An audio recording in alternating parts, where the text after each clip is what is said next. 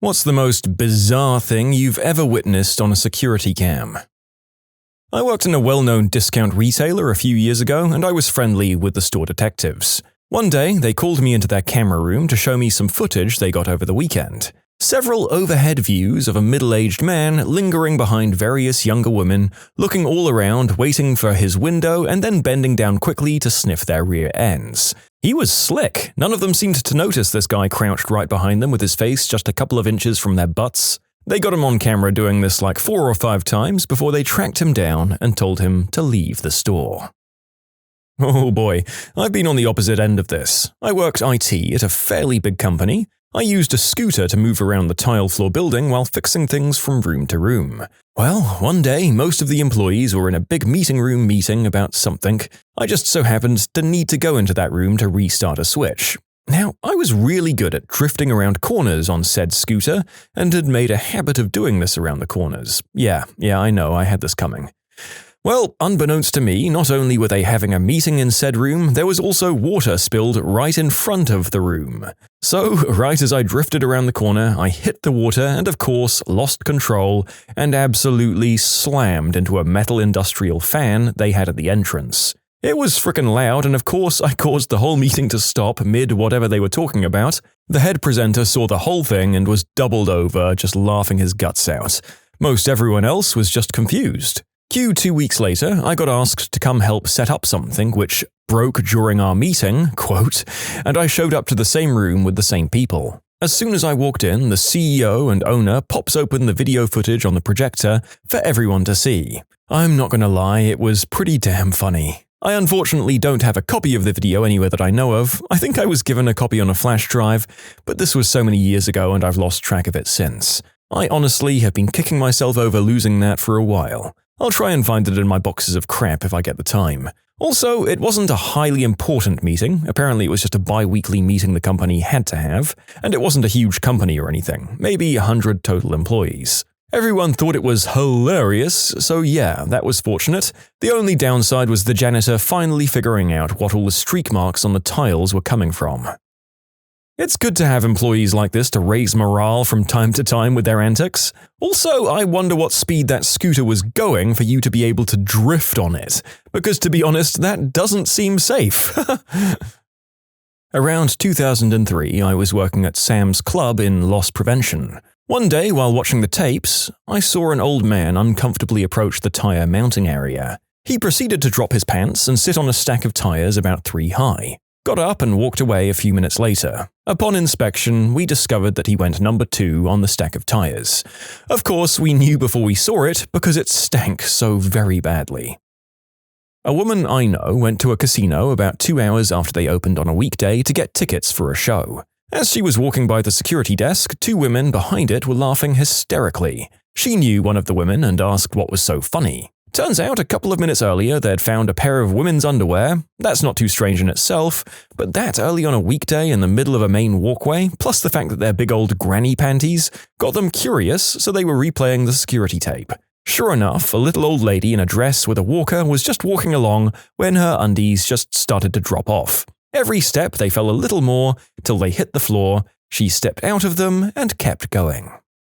I used to work in the control room at a county jail about 10 years ago. It was our job to control all the automated doors and the security cameras in the facility. This included following officers with the cameras during wellness checks every 15 minutes through our special housing, which involved checking each individual's cell's camera. One day, we were following the officer on the first check after lunch was handed out. We started checking every cell's camera. There were a lot of undressed guys eating sandwiches, but that's nothing unusual to be honest. And then we got to the 6th or 7th cell. The first thing I saw when the feed came up was blood. There was blood everywhere. The bed, the sink, the toilet, the walls. It's on everything. But the guy was amazingly still on his feet and screaming at the officer when we enabled the intercom. He's screaming, "I don't need it! I'll never need it again, so just take it!" And he throws something at the door. His member. He threw his severed manhood at the door. He broke his lunch tray and used one of the pieces to cut his downstairs thing off. Because, as he saw it, he wasn't going to need it again because he was going to be sentenced to prison. I don't even remember what his charges were, but I remember that he was only looking at about 2 years maximum.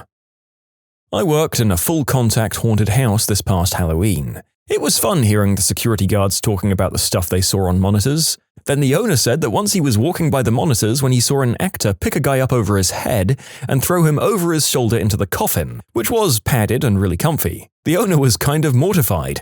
The security guard nonchalantly said, "Yeah, he's been doing that all night." I used to work security night shift in a 34-floor hotel. While doing my rounds, I walked by the gym to see a huge hole in the wall, we're talking 1 meter by 1.5 meters, with one of our potted ferns which had been dragged in front to pathetically try to cover it. After reviewing video footage, I found this 300-plus pound man running on the treadmill. The man had probably never used one in his life and seemed to be struggling with the controls. He was running faster and faster and eventually couldn't keep up. He went flying off, rammed into the wall, and stayed down for at least 5 minutes. He eventually got up, covered up the hole with the fern, and walked out sadly. I haven't watched Family Guy in forever, and I can still vividly picture Peter Griffin doing this down to the mannerisms. This is actually kind of sad. That poor man, he must have been humiliated.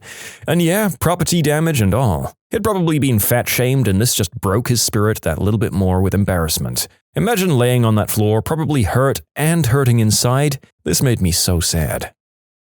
One place I worked at was a hidden bunker in the middle of nowhere. We were only network security, but we moved there after September 11th because someone in management thought that it would just make a good bit of PR about how secure we kept everything. The car park looked like it was just a random paved area in the middle of fields, hidden down a tiny country lane as the entrances couldn't be seen that easily. We had cameras watching the outside, and one weekend a bunch of expensive cars pulled up, people got out and started filming an adult movie and then just drove off. But the weirdest thing was that we noticed the cows in the field next door always had at least one cow watching the entrance.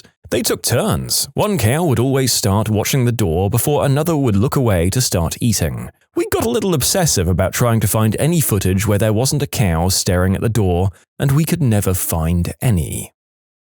Saw a trucker drive his huge trailer to the loading station and fit it in like a glove. Perfect. First try. Then falling out of the cabin dead drunk. Damn Russians. This isn't something bizarre in particular, but you should just know that if you fall on camera, everyone that works in the building that a security guard likes will see that video multiple times. If there's security footage in the stairwell in my residential building, I'm willing to bet that they have a tape dedicated to the goofy crap the narrator has done in the stairwell. Dropped fragile groceries, sneaking past the old neighbor that always wants to burst out and talk, putting his glasses on over his contact lenses and falling down the stairs. If those cameras exist, I want the footage played at my funeral. One of my customers, who was drunk, cycling home completely undressed. My boss and I proceeded to follow them, just wetting ourselves laughing, and the funniest bit was when an ambulance started following too. Once my customer had arrived home, the paramedics proceeded to have a chat with him. He was still completely undressed, of course. I work at a car plant, I won't say which company, but every night, this homeless guy hops the fence and sleeps in a car, and he's out by 4 a.m. on the dot. Myself and the other security guards decided not to report it since there's never any damage or things missing from the car. Security officer at a bank, we had cameras on the inside and on the outside, with the idea being that the outdoor cameras could capture a license plate during a heist. Thankfully, that never happened while I was working there. One day, something in the upper right corner of an outdoor camera feed caught my eye. I couldn't figure out what it was, but it looked like a small animal moving back and forth. I sent one of the other officers to investigate, and he came back shaking his head with a big grin on his face. It was a homeless person stroking his eggplant in broad daylight. I used to work night security summers at this recreational campground. Had tent sites and RV hookups, but also cabins, ranging from simple to top of the line with their own hot tubs. There were multiple pools, tennis courts, miniature golf, the works. It was camping for people that didn't want to go camping, basically. One night, a group of young women in their 20s or so, it turned out later it was a bachelorette party, approached the back gate cameras almost in military-style formation. They turned and all 6 flashed their chests at the cameras. The incident became known as the 12-gun salute. I watched a pickup park outside a garage-style storage unit. The driver walked away. Hours later at dusk, another guy crawled out from under a tarp on the bed of the truck, rolled up the storage unit door, rolls an ultralight out of the unit and flies off. Another one, less bizarre and more horrifying, recovered footage of a parking structure collapsing into an occupied shopping center food court to assist with recovering hopefully living victims. I did this program that let you experience life as a police officer while in high school. I had a uniform and everything. I was allowed to work in the jail, but my stepdad worked there too and wouldn't let me work days or in certain parts for fear of harassment. One time I worked an overnight weekend shift in the jail communication and security room. Someone came in with a guitar or banjo, turned on the comm for a couple of isolated rooms, and played a whole bluegrass-type song for the inmates. They were dancing and knee-slapping on camera. It was a great time. Also crazy that you had to unlock each door remotely each time, and the officers couldn't access them on their own. It was a great learning experience, to be honest. You can submit your own stories to be featured here on the channel. The story submission link is in the description below, and if you want to listen to some vibey music in the background, check out easymode, also linked below, and subscribe. I wasn't watching a camera so much, but was working the front desk. The call button to the main elevators was hard to find because of a poorly placed potted plant. This one lady couldn't find the call button, and before I could walk over to show her where it was, she resorted to knocking on the elevator door. It took all I had to hold my laughter until the elevator closed with her inside. I had access to cameras at my old job and I'd watch them whenever something interesting happened. One time we had a drunk guy come and squat and then smear his brown matter all over our walls and then simply walk away. Oh boy, have I got some doozies. Got a few years under my belt doing this, so let's go. I watched a guy knock an automatic sliding door completely off the track because he was too busy looking at his phone. We had to call in a techie to fix it. I've watched a poor old lady stop in front of the escalator briefly, and when she moved, there was a brown spot on the floor. She had started to go number 2 and tracked it up the escalator and halfway across the store to the bathroom. When she got done and came out of the bathroom, she continued shopping like nothing had happened. Our store was a biohazard for the rest of the day. I watched one chick pull out a pair of bolt cutters out of her purse to cut the security wire on some handbags. She cut 2 wires and ran off with 4 bags. She got caught later that afternoon. I watched another guy try to steal a spinner of sunglasses only to misjudge which automatic door opened and slammed into it, sending glasses flying fricking everywhere. He got away with the fixture and maybe 4 pairs of glasses. I've got a lot more of these if you guys want them. Yes, please, my goodness, that thief of the century is incredible. I wonder how much street cred he got for those 4 broken pairs of sunnies, the spinner, and the concussion. Here are the other stories that this author promised us. I watched a girl buy a gumball from our machine, proceeded to chew it and stick it to a dress, and then go back to her mum. Once we confronted her about it, she replied, "I didn't do that," and we told her we had it on camera, and she changed it to, "I shouldn't have done that." Turns out her mum just told her not to buy a gumball and was livid. She immediately stopped what she was doing and left with her daughter in tow and told us she'd handle it at home. Never saw them again. Was closing one night, and when we went to roll down the blast door, a giant 3-foot snake fell out of it. Luckily, it was already dead. No one believed us until we played the footage. I've watched people come in, purposefully damage merchandise, then point it out to an employee and try to buy it at a discount. Watched one chick take $800 worth of merchandise into a fitting room and come out with a full shopping bag. When she tried to leave, she ran into someone she knew and decided to wander the store for an hour with them before attempting to leave again. Watched a guy pop the curb in his 4x4 truck and drive all the way to the doors so that his wife could hop out and run in, since it was raining. People are just weird, man. I work weekends at a hospital for a security company with hundreds of cameras all over the hospital. I frequently am assigned to be the officer who watches cameras in the rooms of patients under observation, when they have threats to themselves or nursing staff, and we have access to all the files in our archives. Let me preface my main story with some of the shorter stories from my tenure. There was a patient just snapping and bashing a security guard's head against the doorframe and spilling his blood all over the floor, the Super Bowl, pointed at a waiting TV area, a woman taking a staple out of a book binding, pricking her wrist in a self-deletion attempt, a man on bath salts who came in with his girlfriend's finger in his mouth, screaming in agony because he thought the staff were aliens trying to commit the unspeakable act on him, another guy dropped off in the lobby who had bled out in seconds from a stabbing wound, a clinically dead patient who had taken too much smack, on a stretcher coming back to life flailing like a zombie, hundreds of nurses flirting with doctors and male nurses, nurses with dying patients checking Instagram,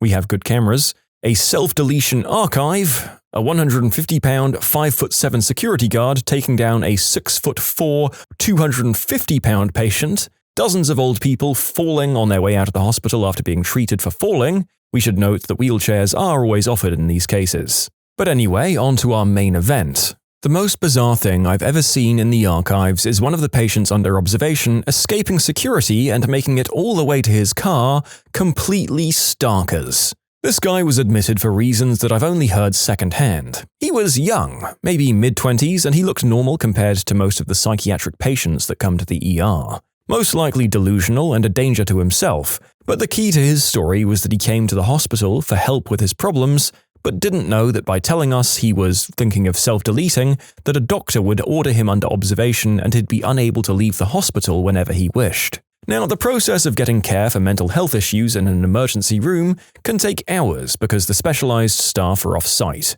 and only one is present on campus at any given time. He decided that he couldn't wait and that coming to the ER was a mistake, so he decided to escape. However, this particular patient was smarter than your average case. He took note of the cameras, the angles of each one, and watched the other patients nearby intently as they were escorted by security to a completely stripped special bathroom. As the security guard in the small room that joined with his and a few other patients' rooms opened a door to the adjacent hall where the bathroom was located, the guard would immediately turn his or her attention to the other patients. Next to the bathroom was another observation room, but that guard was usually seated.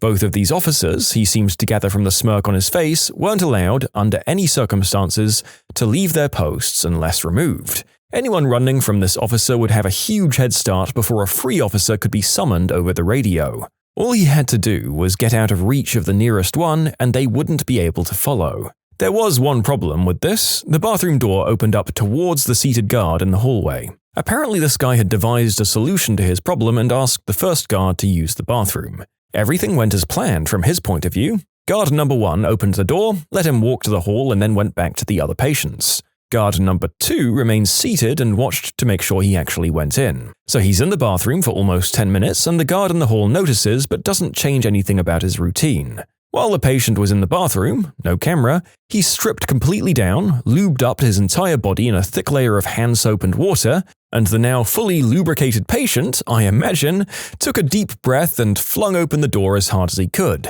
The camera files show the seated guard almost falling back out of his rolling chair in surprise. He hadn't even come to terms with the fact that he was going to have to grab a curiously shiny au naturel man when the guy made 5 long strides down the hall at full speed and turned the corner toward the waiting room. The patients in the waiting room just froze in shock, and the guards by the entrance and exit started running toward him.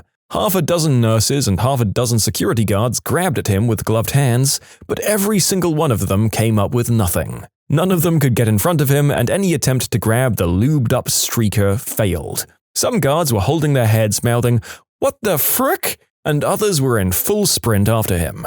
He made it in under 30 seconds out of the hospital and out of the sidewalk that led to the parking garage. He made it all the way to his car, but no further. You see, his keys were in his pants. In short, undressed patient under observation, greased up their entire body in the bathroom and slipped away from security and sprints through the ER to his car, but doesn't have his keys.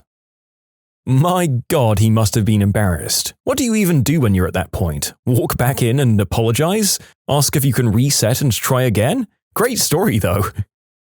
Years ago, when I worked overnight in retail, we had a guy take a Hallmark bag out of the gift card aisle, fill it to the brim with pregnancy tests, and then head towards the exit. He did this big looping arm swing to get the bag over the security antennas, but it didn't work. When the alarm went off, he broke into a run with his arm still straight up and slammed into the entrance door face first while simultaneously sidearm punching the door lintel above his head. He made it out with most of the loot, though. Left behind 3 or 4 pregnancy tests on the floor and some very nice face and fist prints. My coworker and I spent the next months arguing about what he could possibly want with that many pregnancy tests. The most popular theory was that he wanted to be really sure about something, but personally I think he just planned to sell them at a discount to a bodega somewhere. Haha, this reminds me of a story when I was a teenager and the PS2 came out. Me and some friends watched a guy shove one in the front of his pants with the box and everything and try to casually walk out of the front door. When he knew he was busted, he tried to run, but it turned into a weird waddle where he fell face first onto the pavement. I've got two decent ones. This is at our backup data center in the suburbs in a commercial office park. Dead quiet, no one even there. Cops mostly chill in the parking lot to sleep, basically. During lunch, this one guy parks in the back and starts eating his lunch. Then the door opens, he runs into the back of the truck, runs back to the door to grab the bag from his lunch, drops his pants, and lets loose a torrent of brown. He just explodes in the middle of the parking lot. There was no way those pants remained unscathed. Then he wipes his butt with his lunch bag. What lunch did he have, you might ask? It was from Portillo's. Personally, I love Portillo's. That bag did not deserve the fate it was given. This was an amazing video and captivated the entire IT staff of like 50 people for at least an hour of reruns. Another time we hired a cleaning service to clean that same office. A guy shows up in a really crappy car, like 18 years old, and parks in back. He then pulls out a giant glass pipe and goes to town for about 10 minutes. We were watching this and laughing, and we call up our man on site, and when this kid comes inside to work, we ask our employee, what does he smell like? So we called up the firm that sent him. It's a small business. Our guy knows the owner, actually. So we're listening to this one side of the conversation, and it goes like this. Hey, Bob, so the cleaning guy showed up. Yep, he's here. Hey, let me ask you something. Do you know this guy really well? Oh, So he's your son. Well, this is awkward. Men have read it. We all hear the horror stories about how crazy men can be when they get rejected. But what have been your crazy experiences when you reject a woman? I dated a girl for a couple of weeks, and on the third date, we chilled at my place and talked. She told me that she thought men who watched spicy content were disgusting, and if you were in a relationship, it was cheating. 10 minutes later, she, out of nowhere, asked to use my computer. I knew the last thing that I had open was not going to impress her, so I said maybe some other time. She got way too angry after hearing that and said that her intention was to write me an email about how much she liked me. I call BS. When I said I thought it would be best if we called it a night and I drove her home, she went quiet until about halfway there, when she then says, "My dad's best friend is a cop and I can say what I want." I got the gist, but I figured it was an attempt to make me reconsider. I dropped her off and she started crying very loudly, fell down in her parents' driveway and crawled to the front door. Sure enough, next day I was arrested for SA, and it took a week for her to admit that she made it all up. But the charges weren't dropped for another 7 months. Dude, you should press charges and talk to a lawyer. She shouldn't get away with that. I agree, for 2 reasons. 1, every time someone makes a false SA claim, it hurts the victims who have actually been through it. And 2, I think laws should be put in place to punish those who falsely report crimes such as SA. I rejected a girl once, then about 2 or 3 months later, I was catfished by her. She was, in her words, only proving that I would end up going out with her anyways, by pretending to be somebody completely different. A police report and a restraining order later, she's out of my life. I bet she's still watching you. Beware. Wait, you were able to get a restraining order? Did she show up at your place or something? From what I've heard, it's not easy to get a restraining order. I knew someone who had to call the police on their ex several times before they gave the ex an injunction. Yeah, I'm actually shocked this person got a restraining order so easily. I've heard horror stories of women not being able to get them for their crazy male counterparts. To be fair, I was totally into this girl at first, so my rejection might have stung a little more. We were friends with benefits, and she was legitimately super attractive to me. Just as time went on, I learned more and more about her, and that made me not want to be with her. Hooking up with her, sure, but not like building a life together. So when she made the move to be more than friends with benefits, and I said no, she told me she was gonna hook up with a dude she knew I hated, film it, and send it to me. They're married now, with kids, so I mean, good on them, I guess. Dude, she's playing the long game. She's probably recorded the marriage, the birth of her kids, and will film getting old and gray with the new guy, and only then send you the final edit on her deathbed. That'll teach him. Went on one very low-key date that she asked me on, and let her know as gently as possible that I wasn't feeling it. This chick pulled all sorts of crap after that. Showing up at random places where I was, pretending it was a coincidence, calls from different numbers, making fake social media accounts to not only try to contact me, but also befriend my friends, made a lot of self-harm threats, made up friends and relatives dying, posting photos of me unaware she was nearby, made up boyfriends to try to elicit jealousy, even a fake pregnancy scare from one of said fake boyfriends. Really didn't understand how she thought this was going to sway my opinion.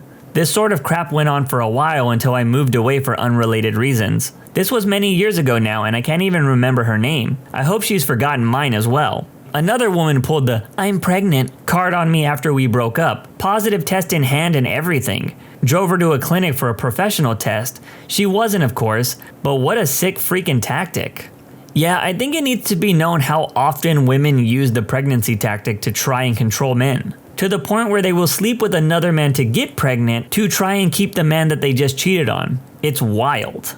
She tried to come over to my house and scream at me from the outside. Little did she know my mom doesn't freaking play that crap, and went outside and yelled at her 20 times worse than she ever thought. As a full-grown adult, I had an ex come to my parents' house. While I was there, she had found out on Facebook because I was tagged in some posts, and I guess wanted to talk to me after I had told her that I didn't want to be with her anymore. I had blocked her number and her Facebook after a few attempts to reach me over the last 3 weeks. She showed up to my parents' place and I was helping my dad take out the trash. My mom saw her from the garage and started speed walking towards her car saying, No, get that damn car in reverse, honey." She got to her driver's side window and just started yelling that she should be ashamed to show her face around here, and to have some damn self-respect. I didn't even get towards the car before my ex started backing out. Never tried contacting me again. Thanks, Mom. You're the best. Real talk. What's with that speed walking things mom do? Because it's so goddamn terrifying when it's coming for you. When it's pointed at somebody else, it's the funniest looking way to move you've ever seen. But the second you're the target, it's more serious than a late period. And it doesn't matter if it's your mom or not. That's what I don't get. You hear any dad but your own yell and you immediately think,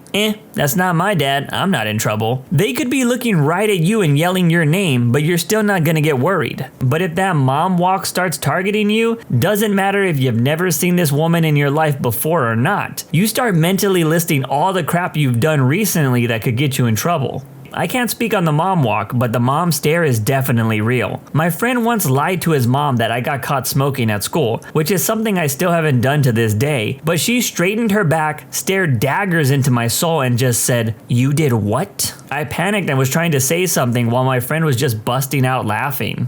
She slashed my tires when I was at work. My buddies tried to tell me to stay away because she was nutso. I decided to form my own opinion. Conclusion, she was nutso. Does after a breakup count? If so, I was graduating from my master's.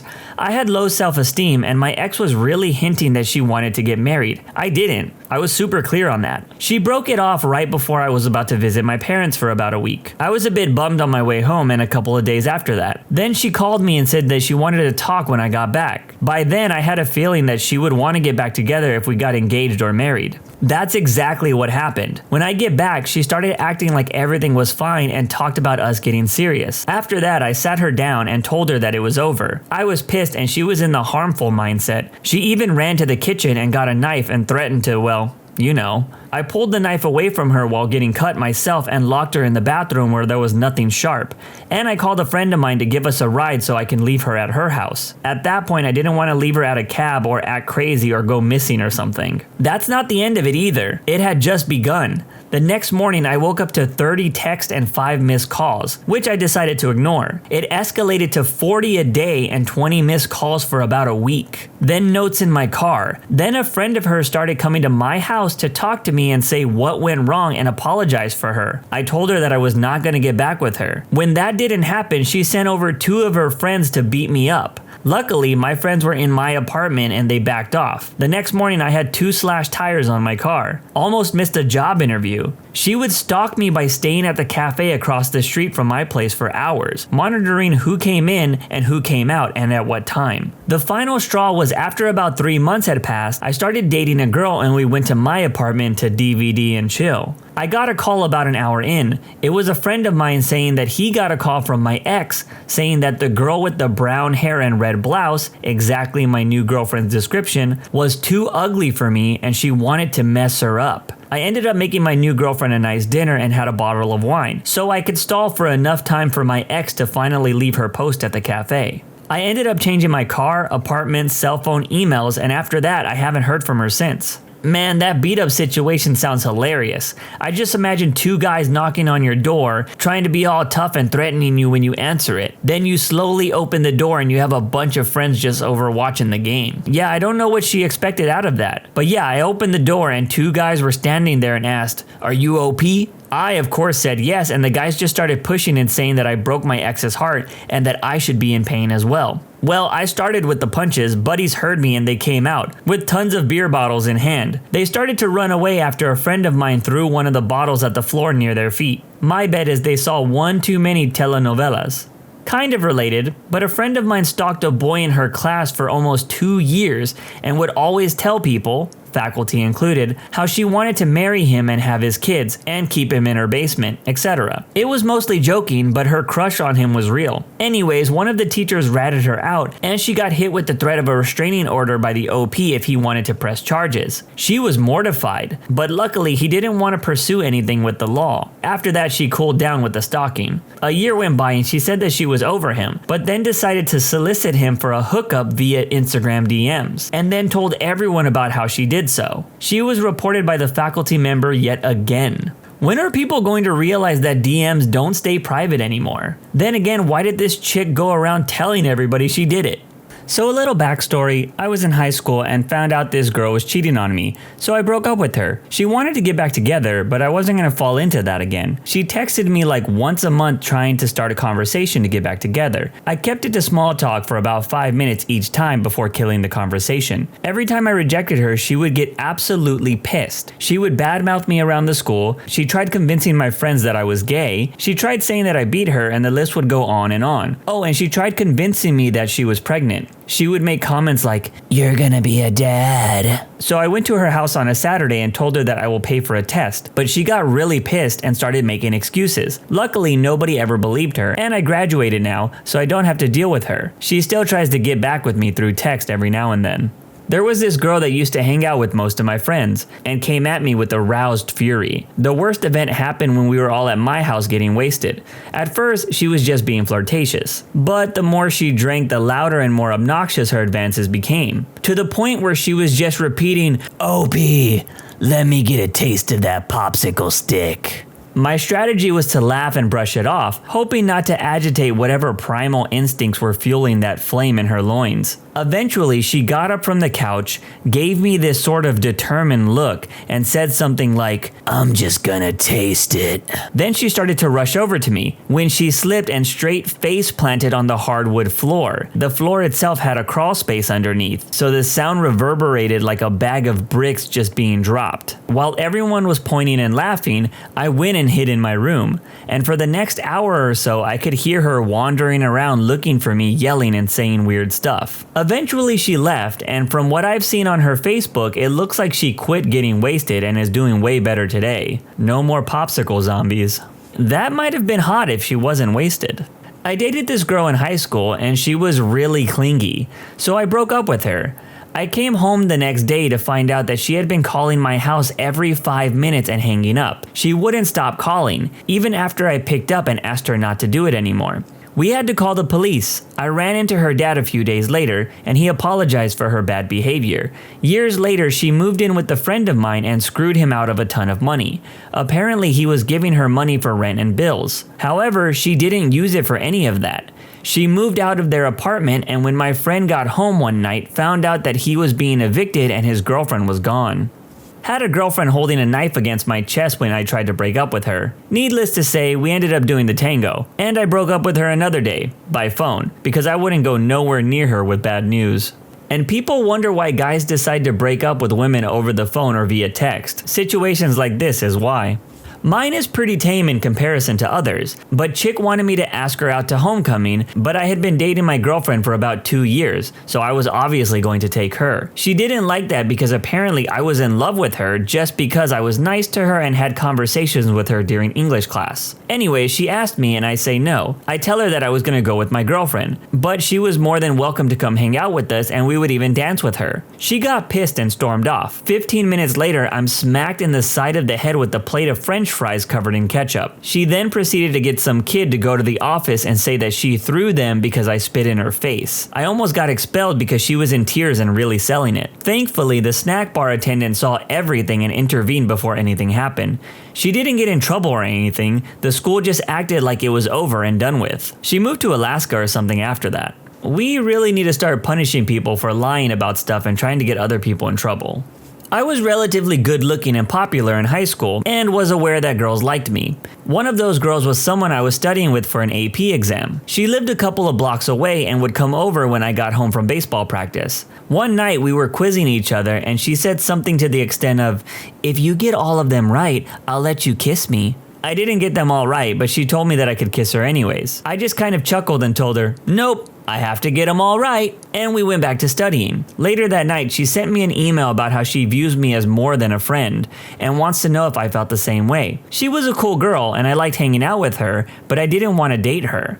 So I told her how I valued our friendship, etc. I get that it's a cliche response, but rather than accepting it gracefully, she told our AP US history teacher I was harassing her. This history teacher was also my baseball coach. Now, if you watch American teen movies, but you didn't play sports, you probably think that my teacher/coach told me that we would speak about it later. Then we would have a good laugh about it in the locker room. If you actually played sports, you're probably aware that I was benched for the next game and spent the next couple of practices running laps around the perimeter of the field. I guess it's not really a horror story per se, but it's still a crappy thing to do because a guy turned you down. We were friends and hooked up a couple of times. I told her I didn't want to hook up with her anymore because I was interested in somebody else. We talked on and off for a bit, but never really hung out because of our history, and I didn't feel comfortable with seeing her in person, except strictly platonically. Then one day she texted me saying that she was SA'd and that she needed someone to talk to. I call her to see if she was okay, and she was bawling her eyes out on the phone. I made an exception about not seeing her in person this time. When I was with her, she ran to me and cried in my arms for a little bit, then slowly started reaching into my pants. I told her I wasn't into that, and she went off. She started screaming about how I could reject her in her time of need, that she just needed somebody to care about her, love her, to hold her, and to touch her, etc. The real kicker though, somewhere in her rambling, she said that she completely lied about the whole thing. I dropped her off a block away from her house, told her to get the hell out of my car, and just ghosted her after that. Like I've said in this video already, we really need to get some strict laws about people lying about serious things. This is about my sister-in-law's best friend. I couldn't stand being around her. She was obnoxious, stupid, and dressed like a $10 lady of the night. My brother and sister-in-law were always planning date nights for the four of us, and then they would find a way to recede into the night so that the two of us would be alone. I was nice at first, but then her flirting went into overdrive. She was always smiling at me, caressing me, and laughing at my jokes even though I wasn't trying to be funny. I had to put the brakes on everything and become short with my answers and practically sat on my hands. I wanted to make sure I wasn't sending any signals out. After several get-togethers, she finally got the hint. Unfortunately, she couldn't handle the rejection and started bad-mouthing me to everyone with the listening ear. I was confronted several times by my family members and mutual friends about how mean I was to her. I was even told that she told someone I didn't even know that I got wasted and started grabbing her. She couldn't handle rejection like a grown-up, so she made me out to be the jerk. I was dating a girl, she was about 20 and I was about 22 at the time, and things were clearly not working out. And the only thing that kept me from ending things was that I had left my favorite John Mayer hoodie at her place and couldn't figure out how to get it back without a whole bunch of awkwardness. I decided that there was no way around it, so I called her to tell her that it wasn't working out and that we needed to end things, and that I'm coming over to get my sweatshirt, but she could leave it on her porch if she didn't want to talk to me or see me. No luck there. I pull up to her house and she is standing in her front yard. My hoodie is laying behind her in the grass. I get out of my car and before I can say anything, she starts yelling at me. I should mention that it was a nice mid-June evening and many of her neighbors in this idyllic picture of suburbia were sitting on their porches and got to witness all of this. This goes on for about 13 minutes non-stop with her going on and on while I say nothing. Finally, she runs out of things to yell and she is finally catching her breath. So I ask, "Can I have my hoodie back?" She throws it at me and I bolt for the car and out of the driveway before she can start up again. The best part? My hoodie was unharmed. I'm not gonna lie, when I first read this story, I laughed when they said John Mayer hoodie. I guess his girlfriend's body wasn't a wonderland. I figured why not end the video with a personal story. I don't know if this would be considered a rejection officially, but I did date a girl for 5 years that handled the breakup pretty terribly. Like I stated, we dated for over 5 years, and I can honestly say that it should have ended 2.5 years earlier. But hey, when you're a young guy, you think more with your little head more than your big one. Well, fast forward to me finally getting the courage to break up with her.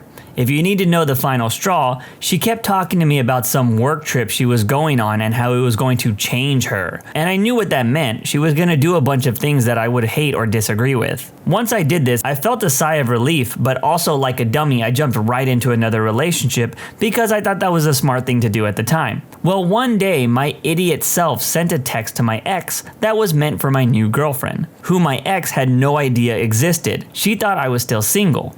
Well, the month that followed had my ex calling my mom, telling her that she was pregnant, which made my family freak out on me. Don't worry, the baby wasn't mine, and if I remember correctly, she didn't even have a baby for another 2 years, so that was a lie. She also called my mom while my new girlfriend was at my house to inform me that she was at a crisis center because she was thinking about ending it all. Oh, and of course, since Facebook was all the rage at the time, she found my new girlfriend and decided to talk to her. That was on top of other things like she would tell me that she downed a whole bottle of Everclear, falling asleep in a bathtub full of water, and about how she destroyed her brand new car that I made a couple of payments on. Basically, she was trying to do everything she could to ruin my new relationship. I also believe she randomly showed up at my house once or twice. So it's safe to say she didn't handle things well, but to be fair, my new relationship wasn't gonna last that long either anyways, because I found out that my new lady was hiding 2 kids from me and lying about them being hers. People who quit their jobs in a blaze of glory. What's your story? I used to work recording concerts for a school conservatory. Basically, students would pay a fee for the conservatory to record their concerts and put them on CD for them. I had had the job as a work study since I was a freshman, and I loved it. In the second half of my senior year, I received a call from my boss saying that I messed up on a CD and that I needed to meet with him in the studio to fix it at 4 p.m. I thought it was an odd request. Mistakes sometimes happen, but all of the employees knew how to fix them themselves, and I was the most experienced worker that they had at that point. I asked if I could just fix it earlier and submit it to the office assistant, but he insisted I come in at 4. I showed up about 15 minutes before 4 to figure out what had gone wrong. I put the CD in and immediately could hear that it was a CD of a completely different concert. That was really bizarre, but we have backups of all the audio, so I just burned another CD of the correct concert from that. As the CD was burning, my boss came in and told me that I was fired. He told me screwing up a CD that badly was unacceptable. I had never been fired before. This was the longest job I had ever had, and I was totally blindsided. To this day, I have no idea how the wrong concert ended up on that CD. The best I could figure is that the office assistant mixed up the CDs or something. But whoever's fault it was, it had a really easy problem to fix. I argued with him for a bit by telling him that I thought he was making a big mistake, and this really wasn't a huge deal. But he refused to listen. Just when I resigned myself to my fate, the newly burned CD popped out of the computer. We both looked at it for 5 seconds in silence. Then I laughed, handed it to him, and shook his hand and then walked out the door. I wasn't done though. I loved that job and I felt wronged. I was also saving up for a trip to Europe and I didn't want to have to cancel it. I had already had my tickets to Waken. Without a job or a girlfriend, I had a lot of time on my hands that semester. So I decided I would just start my own business recording students' concerts using my own equipment. I charged slightly lower fees than my former employer and put ads online and around the conservatory. I advertised that I was more experienced than anyone working at the conservatory audio, and frankly, my equipment was better as long as they weren't playing one of the big venues, especially for jazz shows. Also, instead of burning CDs, I offered my clients to just send them the audio digitally, which a lot of students preferred because they would just get it within an hour or so after the concert had ended rather than several days later. College kids are cheap, and it didn't take long before I had to hire my own assistant to keep up with all the concerts that we were recording. I probably ended up cutting the conservatory's audio department business by 20%. My former boss was livid, and he made a couple of unsuccessful attempts to shut us down. I had earned more money that semester than I probably had in my previous 3.5 years combined of working for someone else. I was just mad at myself for not doing this earlier. The only problem is, I don't feel comfortable putting that job on my resume anymore. I know that feeling. I can't use my last job as a reference either, but I'll be telling my story later on in this video. Not me, but my dad. He was a partner in a software company and they were undergoing a merger. There was a ton of confusion in the move, and one guy was trying to take advantage of the situation. He was from the other company. He fired my dad for no reason. However, my dad was really well liked at his company. So much so that many of the employees from his company walked out of the building when he left with his stuff. One guy apparently came running down to the parking lot because he realized the guy that fired my dad did not have the authority to do so. My dad put his things in the car, goes back upstairs, fires the guy who tried to fire him, and then quits. I don't know if this is a blaze of glory, but it made me feel good. I got a job in a big city. My new manager said that she wanted to give me a 2-week trial period because she just wasn't sure about me. This manager was a total B, constantly yelling, expecting us to work through lunch, work late, and come in early. Had sessions in her office about how awful we were. I was miserable and the job was hell. The Friday of the end of my trial period, my manager called me into her office. She said that she was pleasantly surprised at how good I was and that she definitely wanted to keep me on. I told her that unfortunately she had not passed my trial period and I would not be staying. When I walked out, it was the best elevator ride down to the lobby ever. People often forget that employment is a two-way street. It's always refreshing to remind them of that. When that boss said there was a trial period, my brain was like, I would have told her she's on my trial period too. Glad the OP did that in the end. I drove for about 4 hours for a job interview that was right out of grad school. Nice place, working environment seemed a little tense, but that's alright. This was an animal shelter in the Midwest. The owner asked me to clean a cage for him. I said sure, doctors have to clean out cages every once in a while. It takes about 10 seconds. Then he asked me to hang out for a second while he talked to a client. I said sure. He told me to just keep cleaning the cages. I thought he was kidding. A technician walked into the room and asked me why the cages weren't done. I shrugged. From her attitude, I gathered that he wasn't kidding about the cages. After a wait in excess of 20 minutes, I just left. Got a phone call about 5 minutes later. I didn't answer it. Wait, he was making you clean cages during a job interview? What? There are so many things wrong with that. Free labor? What a turd move. Probably just didn't want to do it themselves. It's also illegal. I was a server in a really crappy restaurant. It was owned by a husband and wife. The wife was truly in charge and responsible for actually getting almost everything done. The husband was a hot-headed jerk who would show up from time to time to kick the cook out of the kitchen to play chef himself.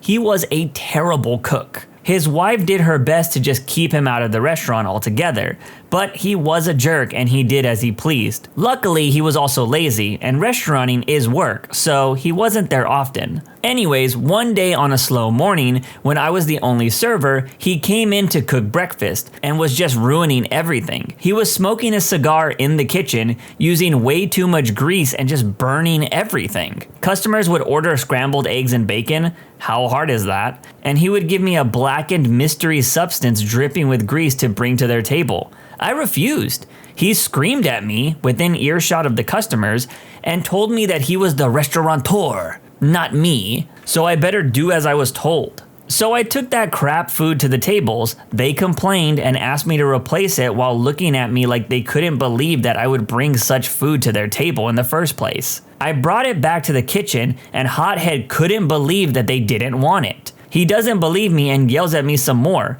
I am not about to bring the same food out to that table, so I refuse and tell him to do it himself. As you can imagine, he did not like that very much and he let me know very loudly. But he did take the food out to them. They gave him the same response they gave me, and he shouted at them. He shouted a whole rant at them about how they had no idea what food was, and that he grew up in Greece where food was an art. And he went to school and owned a restaurant, so what credentials could they have? Who are they to question food? He told them this restaurant was only for people who truly appreciated food and that they could go eat elsewhere. They did leave in silence. I think they were too shocked at what had just happened to come up with a rebuttal. When he came back from his incident with them, he told me that I was on thin ice and he didn't care for the backtalk I had given him. He said if I didn't like how he runs things, I should just leave. I was the only server in that place, and I was so pissed off I couldn't see straight. And he had just told me to leave if I didn't like how he operated. Well, I didn't like how he operated, so I left. He must have not realized that there were no other servers, because I immediately got a voicemail about how it was all a misunderstanding and I should come back because they were busy. How they were busy, I don't know, and everything would be all right. Luckily, I was working 2 jobs at the time, so I had the option to just pick up more hours at my other job. I didn't answer his calls until hours later when the voicemail started sounding really desperate. All I said was I can't talk because I was working my other job and I'm not coming back, so stop calling. I heard from ex-coworkers that his wife came in shortly thereafter, cried uncontrollably and closed the place down for the rest of the day. That did make me feel bad because she was a nice lady who worked really hard, and I can only imagine how hard it was to try and run a restaurant with a husband like that. If that man is like that in public, I would hate to see how he is in private. I feel bad for that wife. I was an investigative reporter in Cleveland and had turned in a solid story about State Senator Kevin McLaughlin using his campaign finance money to buy Ohio State game tickets and hotel rooms for his mistress. It was approved by the editor and publisher, but the CEO, Matt Haggerty, spiked it when Coughlin threatened a lawsuit. I told him to go screw himself on the conference call with his people before security escorted me out of the building. I sent the spike story to everyone in my Rolodex. It circulated the State House, and a couple of weeks later, Coughlin dropped out of the race for governor. I sued the paper and Coughlin for wrongful termination. Coughlin agreed that he never had grounds for a lawsuit, and I settled with the company. Slate and a few other publications wrote about my graceful exit. 10 out of 10 would tell him to screw himself again. This is the reason why we need journalists. They tend to get a bad rap, but who else watches the watchers? One of my first jobs was part-time at some small-budget supermarket. The boss was a wanker of severely limited intelligence, assigning me far more shifts than I agreed to and spending the entire day shouting at everybody, rather than doing actual work. Turns out I was also getting €1 less per than agreed upon. I noticed that after a month when I finally got my first paycheck. Not cool. Grounds enough for me to terminate my work contract with immediate effect. So I got myself a new job, typed out my notice, put it in my coat pocket, and waited for the worst possible moment to quit. The moment came 2 weeks later. My boss and I were opening on a Saturday, and it just so happened that the cashier that was supposed to come in an hour later called in sick. He tells me and goes off on a tirade about how the shift is going to be hell with just the 2 of us. I smile, hand him my notice, and stroll out of the store without saying a word. Best feeling ever. Was working as a busser at Outback in college, animation major. Was there roughly 6 months. Never called out, always came in when asked to. Finals were coming up and I was slightly behind on my final project. Called the manager 3 days in advance. I needed a day off I was scheduled for. Told me I had to get it covered. No problem. I called all the other bidders and even 2 hostesses. No one could or would do it. Called the boss back. His response, and I quote, "You need to decide right now what's more important, school or your career." I exploded on the guy with the easiest decision I've ever made in my life. I never understood the school versus career comment. Are people stupid enough to think people just go to college for fun and are not trying to get a better career? Not a blaze, more like a slow burn. Used to be a Comcast tech, put in my 2 weeks notice and got as many parking tickets as I could. The tickets couldn't be pegged to me because I don't own the vehicle. Comcast has a policy that employees need to pay their own parking tickets, but by the time Comcast got the tickets in the mail, I wouldn't have been an employee anymore. And you know the phenomenon where work vehicles can park wherever they want and not get a ticket? That doesn't apply to vehicles that say Comcast on the side. I still imagine the curses made in my name after they uncovered the extent of my evil plot. Wasn't me, but I was a department supervisor at a Best Buy for a while back in the early 2000s. We had 10 rows of various software. The store manager always had this one employee rearrange the planogram each week. It sucked. The dude had enough. He farted into the overhead intercom, shouted, "Eat my junk!" and shoulder blocked the software rack to the ground. Knowing I was going to have to clean it up, I was never more pissed at a person. Looking back, never more impressed. Bumped into him last year at the same Best Buy. He smiled and said, "Looks like they stopped selling software." I'm not gonna lie, the farting into the overhead comm got me. I worked at a technical support call center for almost a decade. The average burnout time or turnover was in 6 months. I was sitting in a meeting. They were ragging on us for sending out too many boxes. The week previously, we were sitting in the exact same room being ragged on for not sending enough boxes. I had a rough year, and I was just sitting there dying inside. I had this sudden epiphany. Every day since I walked into the door of that place was worse than the last. There was literally no reason for me to be there. That thought had just popped into my head like a light bulb went off. I got up in the middle of the meeting and just walked out without a word. The SDM that was giving the meeting just had their mouth hung open. He wasn't used to the drones doing things like this. He started after me and I ignored him. I went back to my desk and gathered up some things, gave a few other things to some people, and gave a goodbye email. The whole time the SDM was getting more and more agitated trying to talk to me, eventually yelling. I just ignored him like a bad smell at a dinner party. So I just went home. They called and called for days. Eventually, a supervisor that had me on Facebook messaged me. He was an okay dude, and I told him flatly that I was not returning. He said that we had a lot of paperwork to do and an exit interview and so on. I said no, I wasn't going back on that floor. I wasn't going to sit in an office like a bad teenager in the principal's office. It was over, I was done. We finally agreed to meet downstairs in an empty cubicle. I flatly didn't agree to anything, didn't sign anything, and just gathered whatever stuff they had for me and I left. For near a decade, they dictated everything in my life. My sleep schedule, my family life, holidays. They went so far as to time the seconds of how long I was in the bathroom during the day. That was all over. They had no more control over me, and I enjoyed making that clear. A call center is the worst job I've ever had. And I worked as a plumber one summer. Why not end this video with a personal story? Because I made sure that the people at my old job would remember me quitting. So first, I have to give you a little backstory.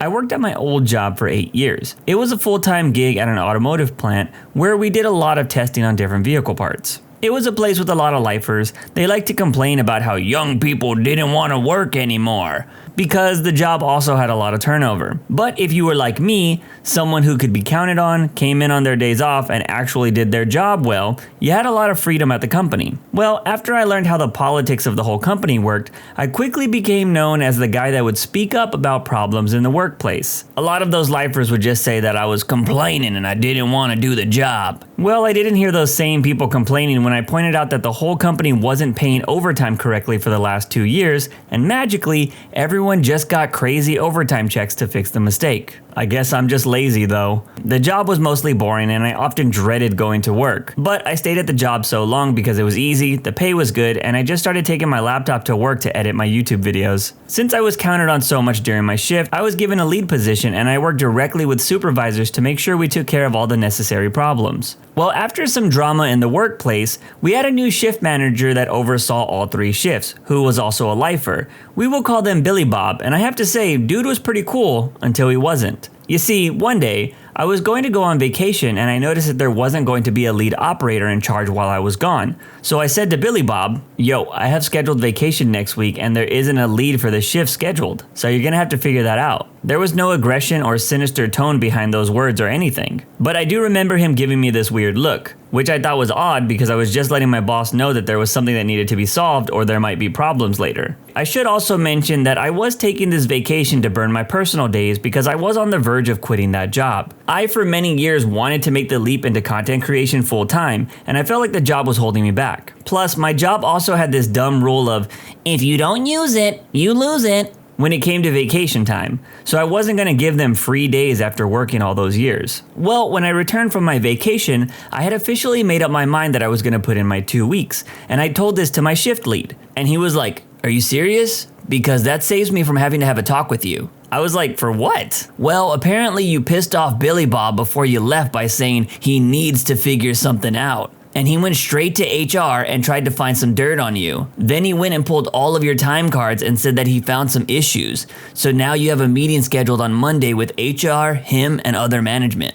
Are you serious? That's petty as hell. But you know what? Tell them I'm down for the meeting. I can't wait. By the way, those issues they found were that I wasn't working full-time hours because this was during COVID and they cut our hours down to 32 hours a week and specifically said that people could leave if it was slow and we had coverage. So I left a lot with my boss's approval. Anyways, what I need to let you guys and gals know is I can be really cool to work with. As long as you do your job and you don't make my job harder, we will be best friends. But the moment you try to screw me over, I will become your worst enemy. When you have worked at a place for 8 years with a bunch of dudes that like to gossip more than a high school cheerleading squad, you get a lot of dirt on people that you work with, and I had a lot of dirt on this shift manager. So when word got around that I was quitting and that I was happily waiting for this HR meeting because I had a few things to bring up, well, after that was known, the HR meeting magically disappeared. "Well, he's quitting in 2 weeks anyways, so why even bother meeting with him?" Now, I don't know about y'all, but if I had an employee that was abusing their time cards,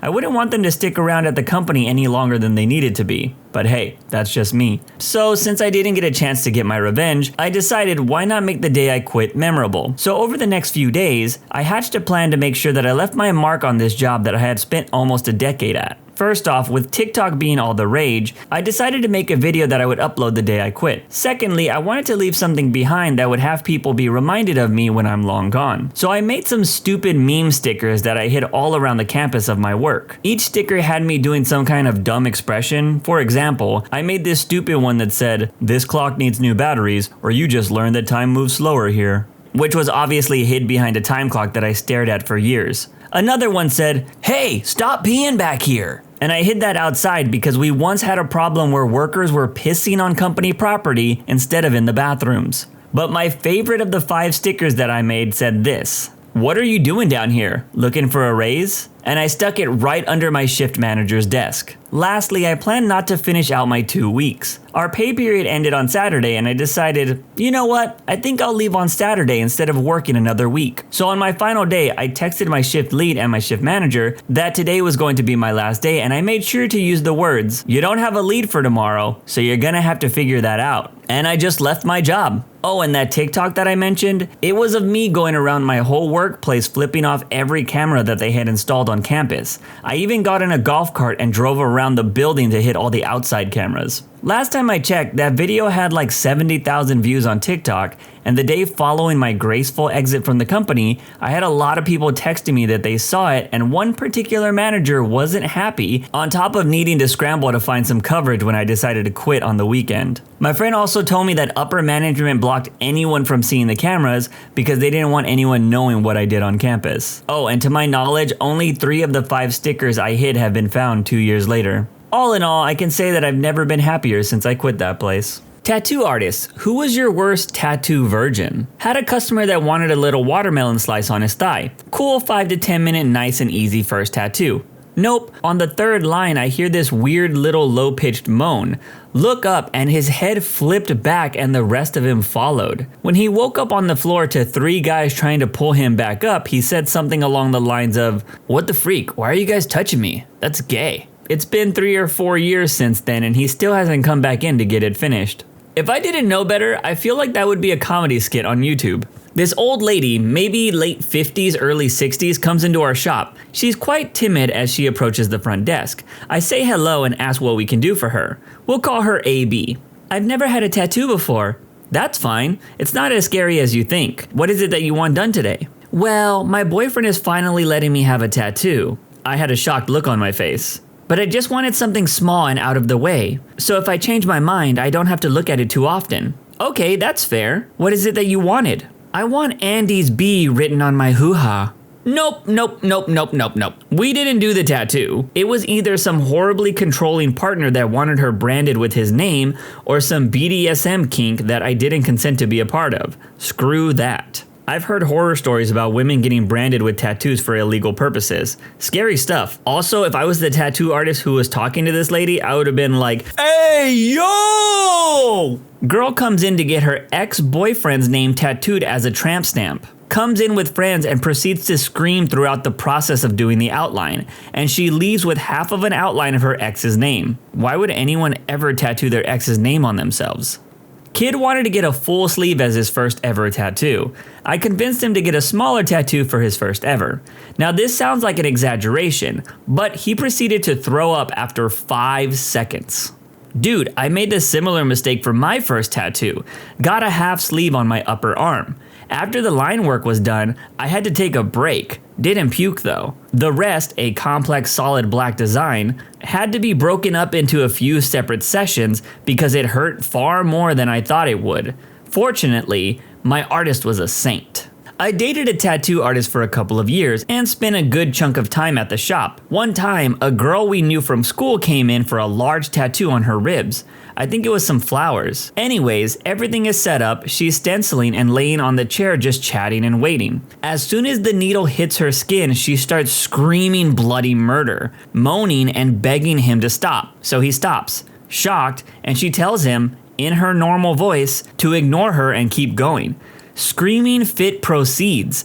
Every so often he stops to check if she was alright, and she responds in a normal, cheerful tone that she's excited to see how the work turns out. Needle hits skin, back to screaming like she's being eaten by a pack of wolves. I watched a couple of people walk into the shop and turn around and walk right out. I'm surprised cops didn't show up. Anyways, I think he only got the outlines and some shading done before he couldn't deal with it anymore, and said something about scheduling another session because he had another client coming in. She never came back to get it finished. That's so weird. This type of story seems to be reoccurring in this thread. It's like people have split personalities when it comes to pain or something. That, or she just really liked the pain, if you know what I mean. A friend who never had a tattoo before wanted one on her ankle and was adamant about that. I told her several times that the ankle is a very not fun location, and I asked her if maybe she would prefer something on the shoulder instead. She insisted on the ankle. Okay then. The moment the needle touched her, she hollered. "You sure you want to keep going?" I asked. She said yes. That was the loudest appointment I've ever had, but to her credit, she made it through. Oh wow, reading this thread is bringing up so many repressed client memories. My worst one by far though was about 5 years ago when I was apprenticing in a college town. This girl came in with her boyfriend for a traditional butterfly above her elbow. I was super new, so it took me way longer than it should have. Maybe 2 hours? I lay her down on her stomach with her arm bent to her side. This is relevant later. Anyways, we start tattooing, and within 10 minutes, she started getting a string of text messages from her freshman friends, telling her they're essentially ousting her from their friend group, and they don't want her to contact them ever again. Super mean stuff.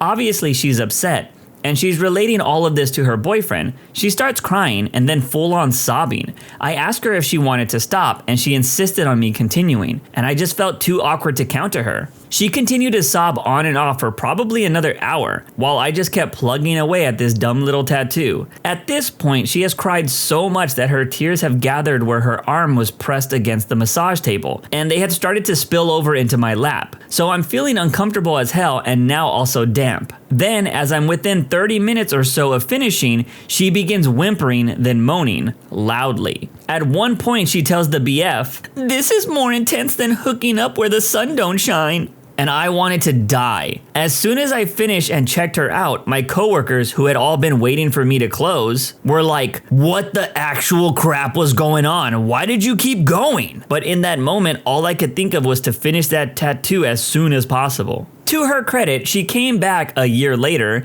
and told me that she had been too embarrassed to come back, but that she loved the butterfly and wanted another tattoo from me. Her second session was pleasant and without incident. Dude, you deserve a medal for sitting through all of that. What a 180.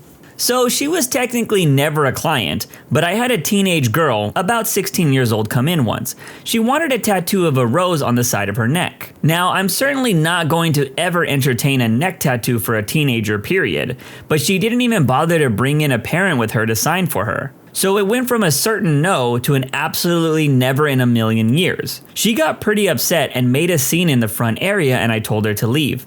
After a lot of arguing, she finally left, but not before making an idle threat. Other than sharing the story with my coworkers over drinks later and having a laugh at her audacity, I think no more of it. Until the following week, when an incredibly angry middle-aged woman comes barging into the shop screaming how she's going to have us all shut down and sent to jail. Everybody in the shop was pretty confused, and after we got her to stop screaming at all of us, we finally got out of her why she was so angry. Apparently, her daughter went out and got a neck tattoo without her knowledge. It was around then that I recognized the girl from the week before peeking into the front window. It all clicked. She had found some sketchy artist in a kitchen to tattoo the rose on her neck that I said no to. I told the mother to call her daughter in, and her daughter pointed at me and told her mom that I was the one who did it. The tattoo was terribly done, to say the least, so the mom definitely had several reasons to be livid. She started getting upset again and yelling about how she was going to get me fired and sent to jail, etc. I let her yell until she calmed down enough to listen. Then I explained to her how the week before I told her daughter outright that I would not give her a neck tattoo. Her daughter screamed that I was a liar, and mom started up with another round of yelling, this time about how I was calling her daughter a liar. It was around this time that I just decided to point at our CCTV camera in the front area until the mother noticed what I was doing and stopped. I told her if she would like to, she could review the footage of me denying her daughter, the temper tantrum, and then her daughter leaving the shop. We usually keep footage for about a week or two and then we delete it, so I knew it should still be on the computer. Her daughter started looking pretty nervous around this time, but she didn't say anything. Meanwhile, I find the footage from that day, and the mom watches the entire interaction that I described go down. Then, with the coldest look of anger, betrayal, and disappointment, she turns to her daughter, she takes her outside of the shop quietly, and then screams at her outside for basically everything that just happened and how humiliating it had all been. After a bit, the daughter comes in and gives me a very sarcastic apology and then leaves. Now at this time I was still willing to tattoo minors with parental consent, but I had been having a lot of crappy dealings with them and occasionally with their parents. I had been considering a no minor at all policy, but this experience solidified that in my mind. Aside from one or two exceptions, I haven't tattooed any minors for the last 13 years. I'm always surprised that you could or can get a tattoo underage with guardian consent. Stuff like that almost always feels like an outdated rule only put in place for child brides. Well, I got a piercing while I was underage, nose piercing when I was 17. I'm Indian American, so it's more traditional for us to have nose piercings at young ages. And also I convinced my mom to let me get one if I had a certain score on my ACT. It was surprisingly hard to do. The shop I went to refused to pierce me unless I brought my mom and my actual birth certificate. Like they wouldn't accept a passport or driver's license. I had to bring my actual birth certificate. It was wild. This girl's first tattoo, and she was my first paying customer. I tattooed people for free during my apprenticeship. She wanted a star outline on the side of her heel below her ankle. She was a bit nervous, so I allowed two of her friends to come in with us in the room. I started the tattoo and she immediately jerked away super hard. I warn her not to do that and try to relax. I continue and she jerks her foot again. The two lines I've done now look like crap, and I'm already pissed and freaking out inside. I got her two friends to hold down her foot and she continues to jerk around, and at one point kicks me right in the jaw. Needless to say, her tattoo looked like crap, and I was certainly crestfallen. I called my mentor after work crying that I had ruined my first tattoo on my client, and she kicked me in the face, which he said, "Wait, what? Nah, screw that. That's not your fault. I'll see you tomorrow at work." Been tattooing for 13 years now, and I still love every minute of it. Got way crazier stories under my belt since that kick in the face. Whoa, you're not allowed to end with "I got way crazier stories under my belt, please share more." Fine, I'll share a few that aren't too long, but they still pack a punch. My first PP tattoo I ever did was on a man that you would never expect at first glance. Some background, studio at the time was small with a shared space among a few tattoo artists. Salon style. This person was a polite young white man who showed up looking like Mr. Rogers, sweater vest and all. He was scheduled to get his first tattoo, a name on the hip. Don't get names of lovers, people. I attempted to convince him that it's not a great idea, but he was adamant. Fine, whatever, I'll get set up. He comes back with his lady, and I ask him to show me exactly where he wants the tattoo. He shimmies his pants down so that the base of his peepee is showing and points there. Whoa! I again try to convince him not to do this, going as far to call him stupid and admitting I've never tattooed a peepee before. He is begging me to do it. Normally, I would flatly refuse wiener tattoos in general, but I did want to try at some point, and he was very polite and not pervy. I told him that I would have to charge him more, and he agreed. He lied down with his pants half off. I wrote the name like I was writing a check. Finished so quickly that my coworkers didn't even notice that I tattooed a wiener.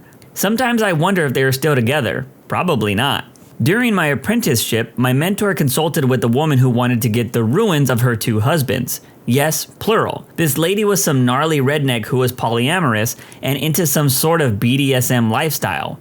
One husband was this goatee white dude, the other was a black postal worker. Strange trio, but whatever floats your boat. The first red flag during the consulting was the lady asking, would you mind if my husbands put cigarettes out on my body while you tattoo me? My mentor refused for sanitary reasons and also what the freak reasons. He made me stay in the room for the appointment so he wouldn't be alone with them. Come tattoo time, all 5 of us are in the room, and the second the needle starts, of course, she starts moaning. I'm cringing inside. My mentor asks her to be quiet and not to move so much. She keeps moaning, and one of her husbands grabs her by the face and tells her to shut the freak up. The tattoo continues in painfully awkward silence. My mentor is no stranger to weird crap, but even he was freaked out. Last one. Early in my career, I submitted some work to a tattoo magazine since Instagram wasn't a thing yet. I sent them to a small part of the magazine where they share 1 photo per artist, but they called me and asked me if I was interested in doing an entire article. Jackpot! They interviewed me and asked for a photo of me as well as some of my work. I'm a female tattoo artist and this is relevant later. I submitted 1 photo of me tattooing wearing a t-shirt, not sexy, and it was quite modest. A few months later, the article comes out. Everything is cool until a couple of months after when I get a letter to the studio. Inside was a rambling letter about how they liked my work and wondering if I could offer some tips. It was from an inmate at the prison in another state. It dawned on me that prisons get tattoo magazines, and the article published my studio and address if someone wanted to get a tattoo from me. More creepy letters followed. One guy said that he was getting out in 4 months and wanted to take me out for a drink. The creepiest one came from a man whose entire face was covered in tattoos, rambled about how beautiful I was, and lamenting that he would never get out to meet me. Curious, I looked him up by his inmate number required on the envelope to see why he would never get out. Turns out, he murdered his girlfriend. Yeah, that's definitely not gonna get you a first date. My ex started screaming in pain. The needle wasn't even touching her yet. I was the tattoo virgin. Went in for my first piece, 5+ hours. Was obviously nervous, and I'm not great with needles. But as soon as we started, I was like, oh, this is way easier than I built it up to be. I'm feeling the pain, but I knew I'd be able to commit. After about 20 minutes later, I started to feel really dizzy. My vision is going, so I sit up. My tattoo artist stops immediately, and she's talking to me, but I can barely hear her. The world is closing in, and it's only getting worse. I think she asked me if I need to go to the bathroom, but I know I'll make it a step or 2 before passing out if I stand up. I can't tell her this because my brain is not working and speech is not an option. Then I just start gagging. The artist is scrambling for something to help me, but she is not fast enough. I vomit into my mask, my hands all over my dress, into my hair and onto the floor. It's a mess. I'm a mess. I immediately feel better and go to the bathroom to clean up whilst the poor artist is wiping up the rest. I come back still stinking of vomit. I offer to take my dress off and literally sit there in my underwear while she finishes. She completes the tattoo like a champion. She sits with me in the vomit aura for another 5 hours. I am mortified and make sure I tip extra for the inconvenience, but the tat is stunning, so it was worth every minute. I'll bring a bucket next time just in case. Hey, no worries, I caught a girl who passed out getting a tiny wrist tattoo. Like, I physically caught her. I was in the shop with my sister. I had just finished my calves and was watching him tattoo my sister when I watched this girl wobble and caught her in my arms when she fell backwards off the stool. I literally thought to myself, wow, people really do pass out. All fun and games until I passed out while getting my thigh piece colored. It wasn't even the pain, just the heat, and I hadn't eaten. It was my 8th tattoo. I was so embarrassed, but apparently it happens all the time. I haven't thrown up yet, but I have to go finish that same piece, so it's a good chance that I might. But if I do, I'll come back here and emphasize it. I like to think I'm pretty good at handling pain, but I've never gotten a tattoo, so I don't think I'll ever be able to compare. Had a 19-year-old lad in the studio. He wanted Laura in large letters on his forearm. I took my time to quiz him. Turns out Laura was his sweetheart. I also spent a long time explaining that tattoos are for life and girlfriends come and go. He remained adamant and clearly explained that if I don't do it, he had a friend with a tattoo gun who would. So I did it, wrapped it up and explained aftercare. As he left, I checked the time. Great, 22 minutes to my next client. 22 minutes later, my client turned up on perfect time, followed less than a minute later by Mr. Loverboy. Apparently, he met Laura at the park who instantly dumped him for being so freaking stupid. It appears she didn't love him as much as he loved her. 22 minutes from tattoo to requesting a cover-up. I'll never understand name tattoos. I cringe when I think about planning my life together with somebody when I was 18 years old. I can only imagine cringing at the name of a former love interest tattooed on my body. One shop I worked at, we had a couple come in on the day we did $100 2" by 2" tattoos. They both were getting some small triceratops outline tattooed behind their ears. Nothing too crazy or detailed, so maybe about 15 minutes each in the chair at most. The guy was losing his mind. He's hyperventilating, laughing, jumping up and down, and yelling questions at us. Visually very nervous. He tells one of our apprentices that this is his first tattoo and keeps asking them how bad it hurts over and over again. The owner went into the back and grabbed an ammonia packet, worried that this guy would pass out the second the needle touched skin. Turns out it was the couple's first date. He had told her that he was very impulsive, and she tried to call his bluff and suggest they get matching tattoos. To his credit, he got the tattoo and didn't pass out. Paid for both of them too. Bro, I hope they stayed together, because if not, that might be worse than a girl taking a date for a free dinner. Hap 2. I did piercings, but my friend was an artist at the shop we worked at. Had a girl come in, no ink, no piercing. She wanted to get, no joke, daddy's girl as a tramp stamp. She was in tears moments into the tattoo, like hysterically. She suffered through altogether probably 25 minutes and walked out with girl right above her waistline. 10 out of 10, hilarious. The other was a guy. He had a few small tats on his arms, nothing crazy. He was also one of those, I watch the UFC and wear tap out, don't mess with me types. He wanted a pretty large tribal chest piece, collarbone to collarbone. He was told that we recommend a couple of sessions. Them tats hurt.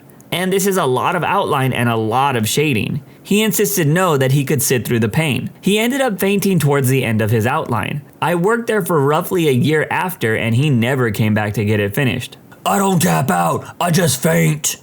Not a tattoo artist, but my friend tells this story that I had to share here. He just went to the pharmacy to get some prescriptions filled in North Carolina. They tell him it's going to take about an hour to fill and to come back later. So he walks out of the strip mall and the next place over is a tattoo shop. He goes in and asks for a random tattoo. They tell him it's going to take 15 minutes to do the drawing and 30 minutes to tattoo it on him. He asks what they can do right now instantly and they tell him that they can pierce his nipples. Within an hour, he gets both his nips pierced, a pretty sweet tattoo, and his prescription filled all in one regular Tuesday afternoon.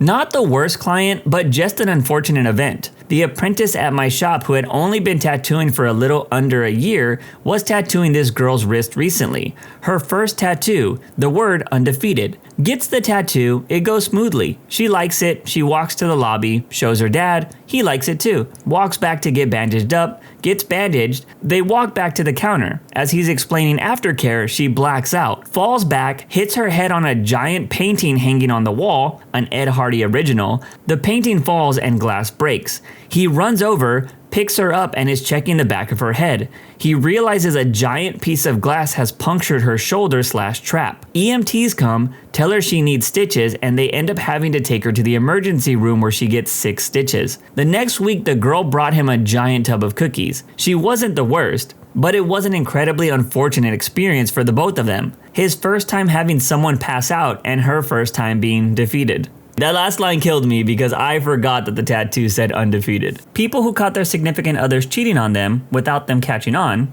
how did you respond? She started by confessing that he kissed her while they were watching movies at his place. I voiced my assumptions that she should stop hanging out with him after that, but she got mad, defensive, and refused. When I look back, there's no question that that was the moment my marriage ended. But I loved her, so we did the dance for a few more weeks. She promised to stop talking to him, but started spending an awful lot of time going for drives. One night she fell asleep in her car, and another night she was at the airport having a Cinnabon at 3:30 a.m. The capstone came when she was out having dinner with her sister while I stayed home with the baby. I opened up her laptop to order a pizza and found her browser pointed to real estate websites. Oh lovely, they're shopping for a house together. How quaint. Well, time to put a stop to this. I called her sister, hey, wife's phone must be dead. Can you hand her the phone? Pretty straightforward. And her response wasn't at all surprising. Huh? What do you mean? She's not here. Oh, sorry, I must have mixed up my days. Have a good night. Click. So I called up my wife and made idle chat. How was dinner? How's your sister? How's your sister's boyfriend? Hope traffic wasn't too bad. I let her lie to me for a couple of minutes. When she asked what I was up to, I said, me? Oh, I'm packing your things. I called your sister and you're not there. It's time for you to come home. That was the second of 3 times I kicked her out before it finally stuck. I'm now happily divorced 7 years. She was at the airport having a Cinnabon at 3:30 a.m.? Literally the worst excuse I've ever heard. What the freak? Yeah, that's pretty bad, but I will at least give her some credit for trying. My ex would always just go with, my battery died, or I went to sleep early. Survey says that was a lie. This was my first marriage. Caught him by an obvious breadcrumb trail of late nights, plus long cell phone conversations seen on the bill. I responded by telling him I knew that I didn't want to hear any BS excuses and he was to end it immediately in one last phone call to her or we were done. 8 years of marriage at that point. I gave him 6 months and he still hadn't put her away, so I hit the lawyer and gymmed up. Honestly, I was a little relieved to have an excuse to leave him. Our daughter says he still talks about how much he regrets losing me. He's been remarried 5 years. What a jerk. Ouch. That's terrible that he is using your daughter like that. Divorce sucks for children. Parents making it worse like that drives me nuts. Don't talk bad about the other parent, and don't make the child part of your dating life. Seem like 2 easy rules for everyone to follow. I should note, obviously children should be involved in future long-term relationships. The people who introduce their kids to a series of short-term flings, ugh. After confirming my suspicions, I put his phone back in his bag, woke him up, asked him where he was last night, and he straight up told me the truth by saying, with her. I told him to get up, get his crap, and get out. And so, he did.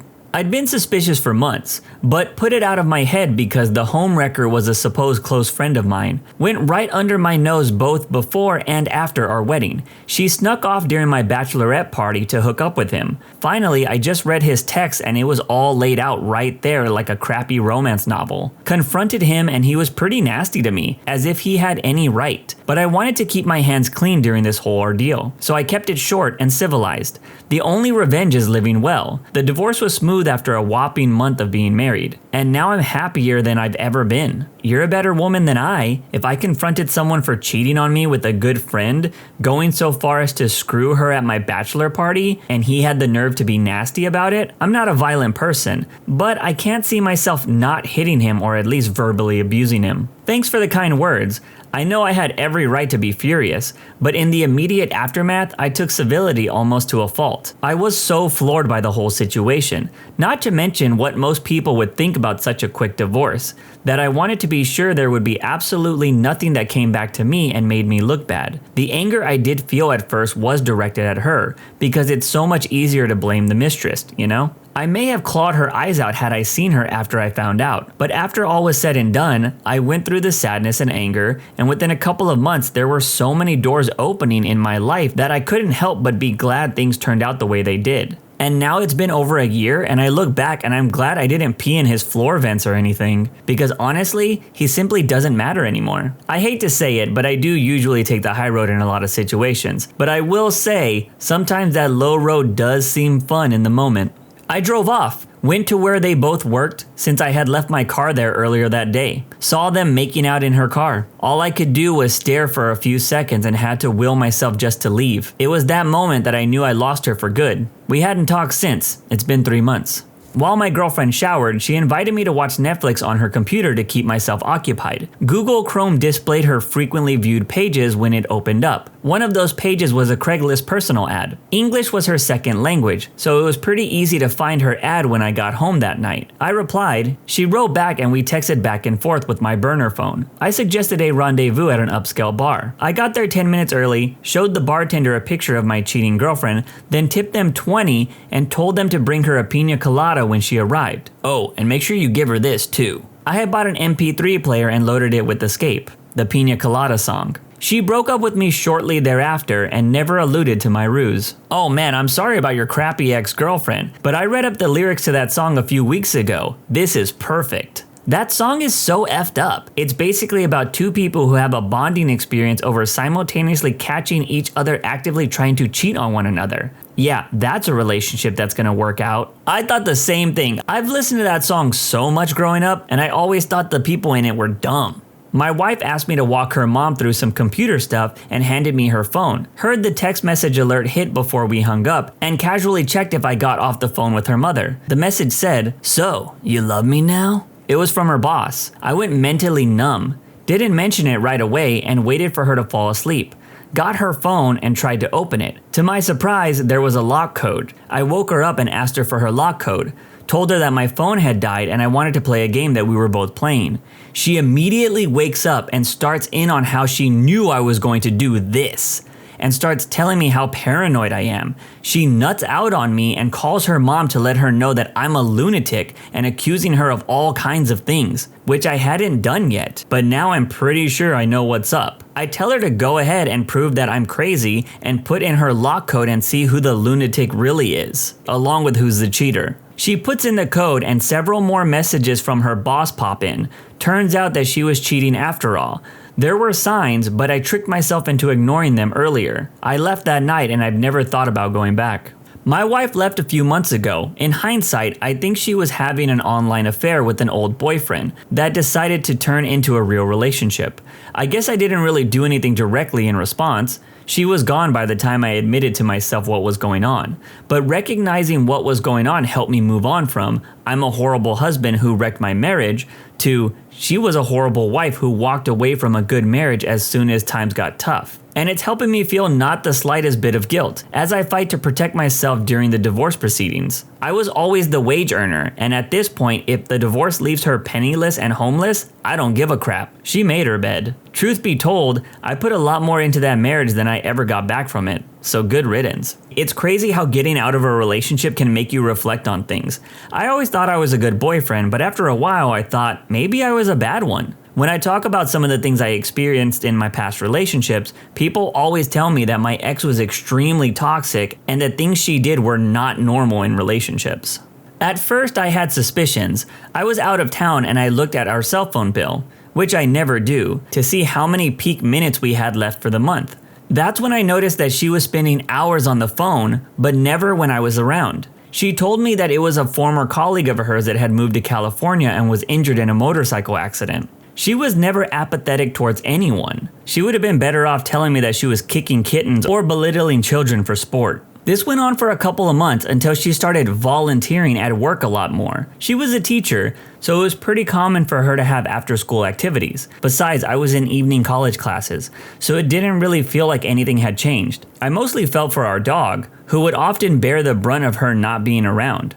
Eventually, she started being really selective about where she kept her phone, even though I had never gone out of my way to check up on her. Curiosity got the best of me, and one morning while she was in the shower, I found her phone and saw the text messages that read, "I hate when you leave. I love you." I'll never forget the feeling I got while reading that. After this, she began getting more creative where she hid her phone.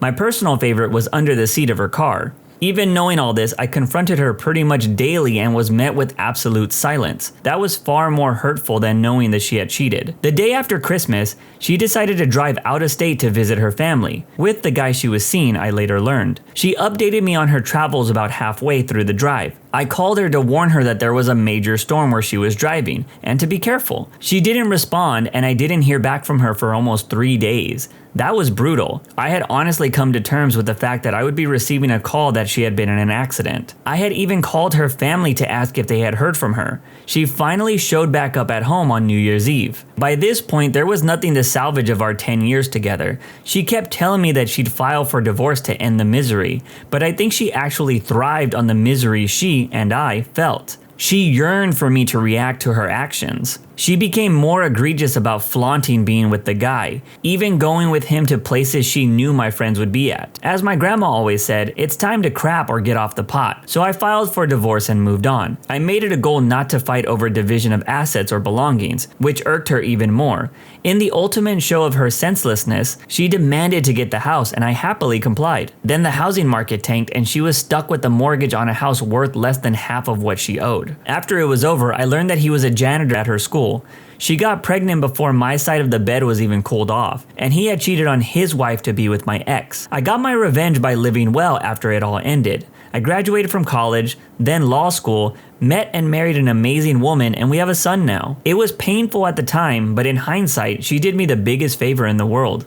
When I was reading this, I felt like this guy dated a girl I dated years ago. My ex also thrived on making me feel miserable. She would do the same thing of saying she was gonna do something and then not respond for the whole night or the next day. She flat out told me to my face that she liked making me upset for fun. I finally came to the realization that she was a horrible person when my grandfather passed away, and she was just so cold and had no empathy about the situation. After a year or more of suspicion and shady behavior, his ruse was blown when a friend of mine also knew the other woman. She was hearing both sides and deduced that we were talking to the same dude. Arranged for both of us to meet at her house. Explained our stories and figured out he was playing both of us. I ended up calling him and telling him I was standing there in the same room with X, Y, and Z. He hung up on me. It's been done ever since and caused a lot of heartache for the both of us. It took me a while to heal from that. I got home from work early, spouse in bed with two large women, our son sleeping close by. Locked eyes, saw the oh crap look, picked up my son and his bag, grabbed all the clothes on the floor, and went to my mom's. I have no idea what they wore home, but nothing of mine was going to cover that tonnage. It's probably not the same scenario you were looking for, but my ex-girlfriend accidentally confessed to cheating me 3 years after she dumped me. I got all sorts of reasons why she wanted to end our multi-year relationship. She just left out that she was screwing someone else. By this time, the same guy was her fiance. So here's what I did. I sent her an email. The exchange went like this. Hey, is it okay if I email you here? Wow, hi, yes, this is good. Are you okay? Well, not really. Based on your Facebook post, can you explain how your anniversary with new guy is in January when you dumped me out of the blue on February 6th? Oh, that's not really our anniversary. But we're both so busy, I didn't start dating him until shortly after our relationship was over. He's not the reason why our relationship ended. I miss having you as a friend more than you'll ever know. I waited a few weeks, then forwarded the entire email exchange to her fiance, let him figure out why that wasn't their real anniversary, why he wasn't the reason we broke up, and why she misses me as a friend more than I'll ever know. I bet it's more than he knew too. I did something like this once, kinda. I was dating this girl and she started being really weird.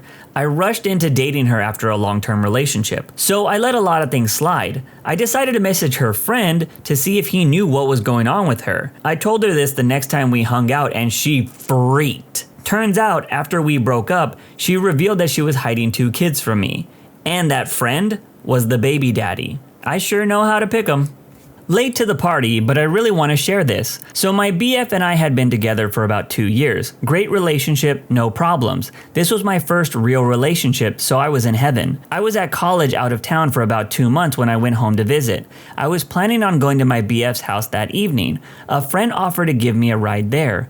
On the way, she pulled into a parking lot and broke down crying. She had something awful to tell me. She was dating his neighbor/friend at the time and had overheard my BF saying that he was getting it on with this girl at work and how cool it was to get a blowy by a girl with a tongue ring. I was devastated, but hell hath no fury like a woman scorned. Got to his place and he wasn't home yet. She went to her BF's house and clearly let them know I knew, as they all gathered on the front porch with drinks waiting for a showdown. I should say that this was before cell phones were common, so he had no way of being warned. He gets home, he runs to me and swings me around all lovey-dovey, very romantic style. I fern happiness. We sit on the porch a few minutes and I begin to give signs that I was ready to show him some affection. We head to the bedroom, things start heating up, I slowly undress him, taking my time, get on my knees, grab his little buddy, look up with my bedroom eyes and whisper in a devilish voice, "Should I get a tongue ring since that's what you really like?" The look of pure fear will forever be etched into my brain. I wish I could say I did something awesome as he was still in my hand at the time, but in reality it was just a massive explosive verbal fight after that. Of course, I was fully clothed, and he, anxiously, was undressed the entire time. Found the Plan B receipt, and moved the freak out while she sat on the couch threatening to end herself. Throwaway for obvious reasons. My boyfriend and I had been together for a couple of years before I found out. He was a lot more careful hiding it from me at first than he was later on. I knew before we were together that he had a couple of three-ways with his best friend and his best friend's wife. What I didn't know was that after it got awkward, he and the wife had got together while his best friend was at work, and while I was at work when me and my boyfriend were still dating. I eventually found out one night while he was sleeping beside me because he left his Facebook logged in on my computer, and I didn't even notice it until a message from her popped up. It was a response to a message that he had sent her telling her how much he was in love with her, and how he had brought a pair of her underwear in his suitcase on a vacation he had just returned from with his parents. She was wondering when they could meet up again. I was completely destroyed. I ran to the bathroom and threw up and shook for the rest of the night. I couldn't sleep. I'm shaking now as I type this, remembering and having tears in my eyes. I couldn't get over the betrayal. This is someone I plan to spend the rest of my life with. We lived together and we were talking about getting married soon. I scrolled through some of the previous messages, and the two of them had been messaging each other a lot. I alluded to the messages the next day without letting on that I knew, and he denied everything.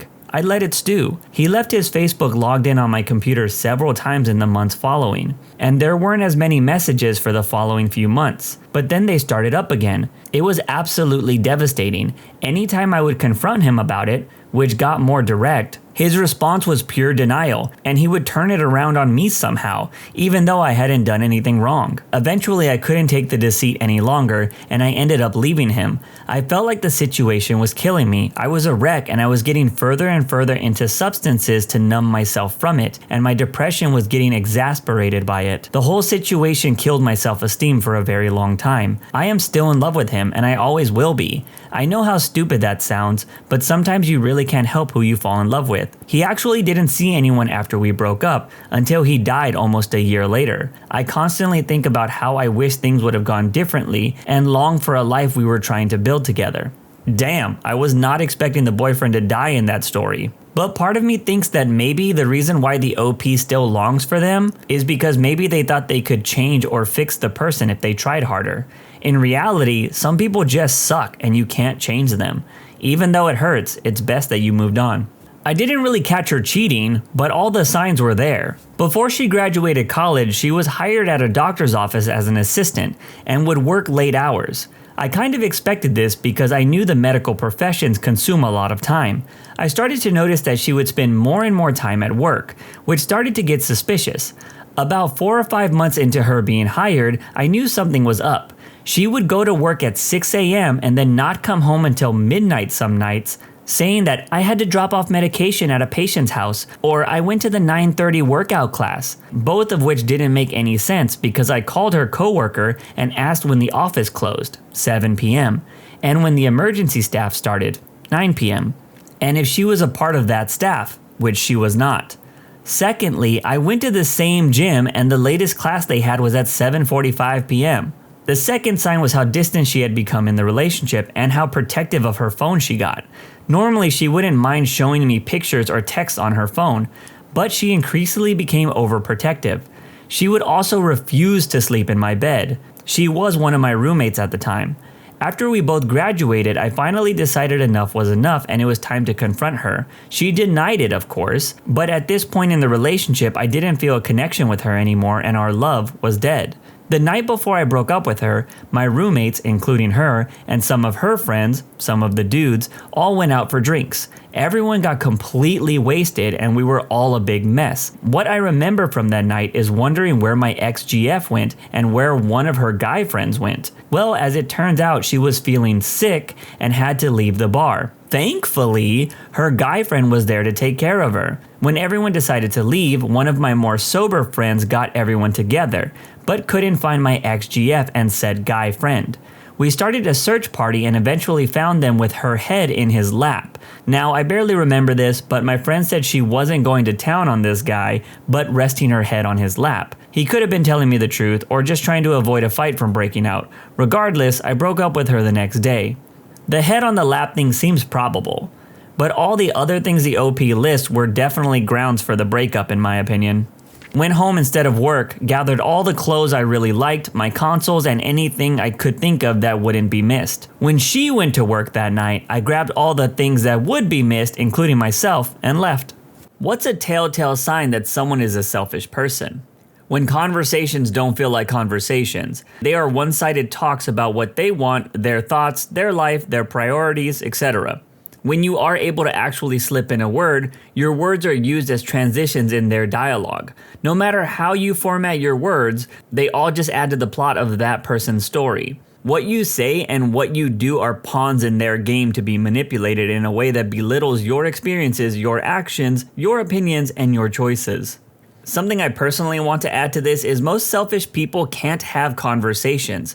I've noticed this with the girl I used to fool around with. She would try to make conversation by making it about me with, "What are you doing? How was your day?" But no matter what I responded with, it always got a 1 to 2 word answer. "That's cool. Interesting."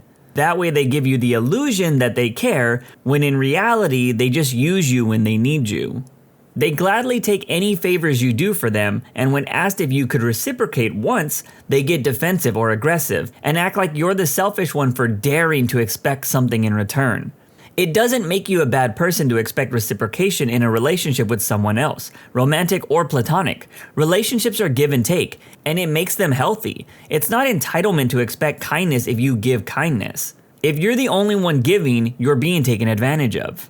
And for clarification, for anyone who thinks doing something kind with the expectation to gain something from it can be manipulative, I'm not talking about narcissism and manipulation. I'm talking about the natural give and take in a relationship. It's not manipulative to expect certain things out of a relationship.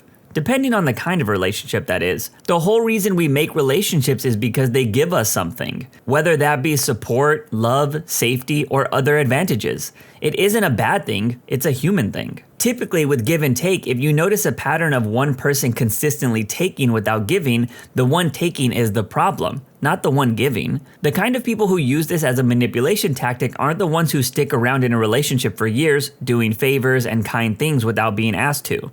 They're more than likely to do one favor and demand twice as much in return. Why do I know this? I've had these people in my life, which is what gives me the realization I'm commenting here.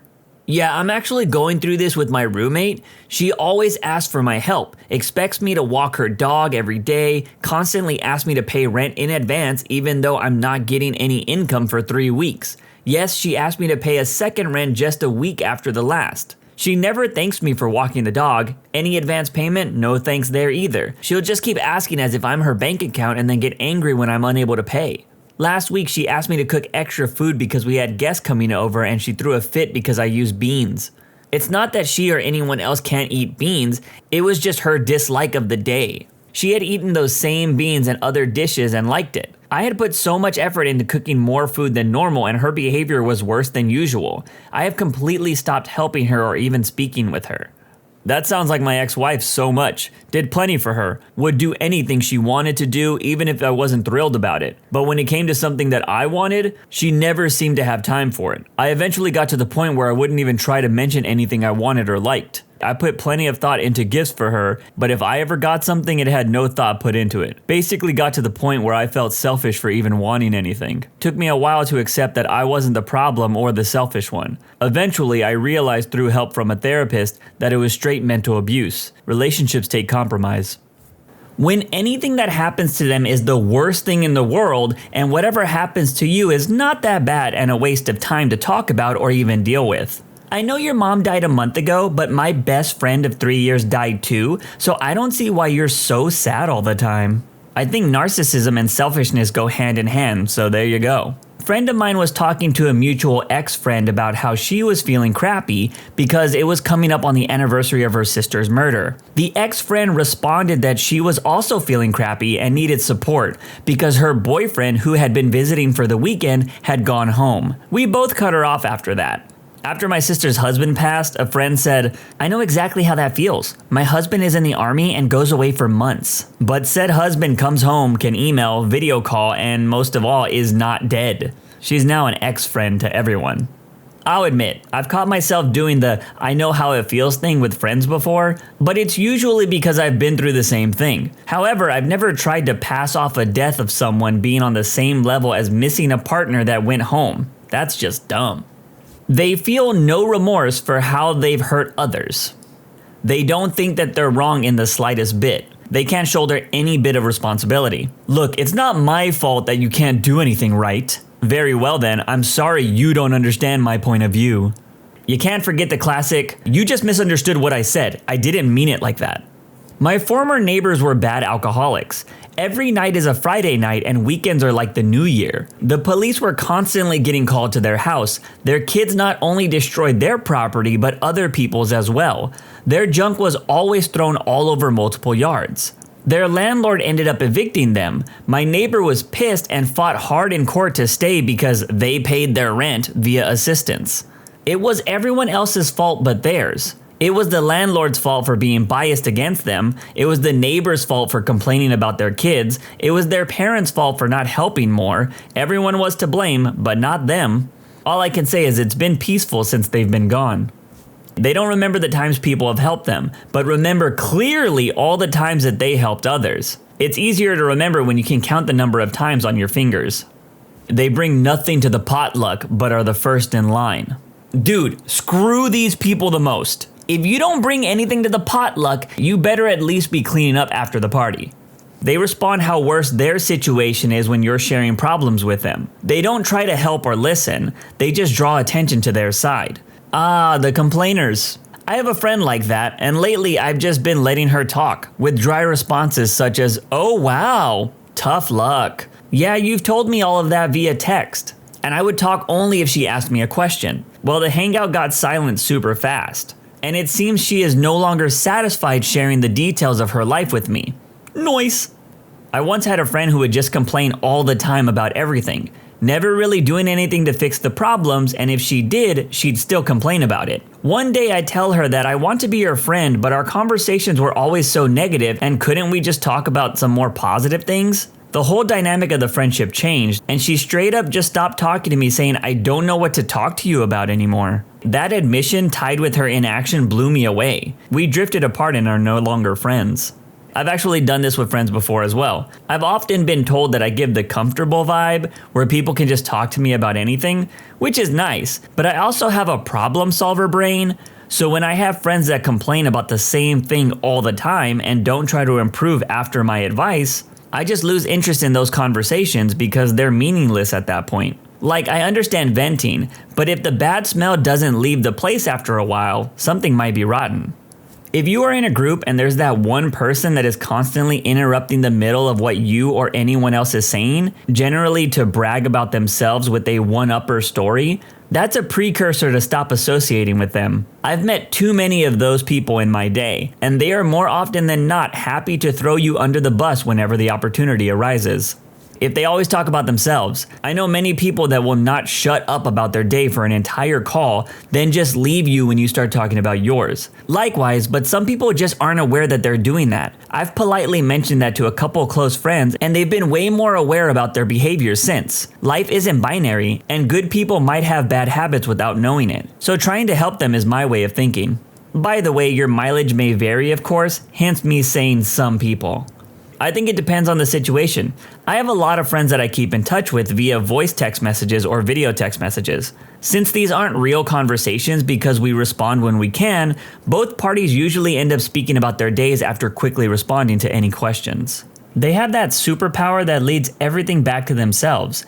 Even when you're actually talking about your own life or a specific problem of yours, they somehow make it that you start talking about them instead, without even changing the topic. Nearly everyone does this to a point.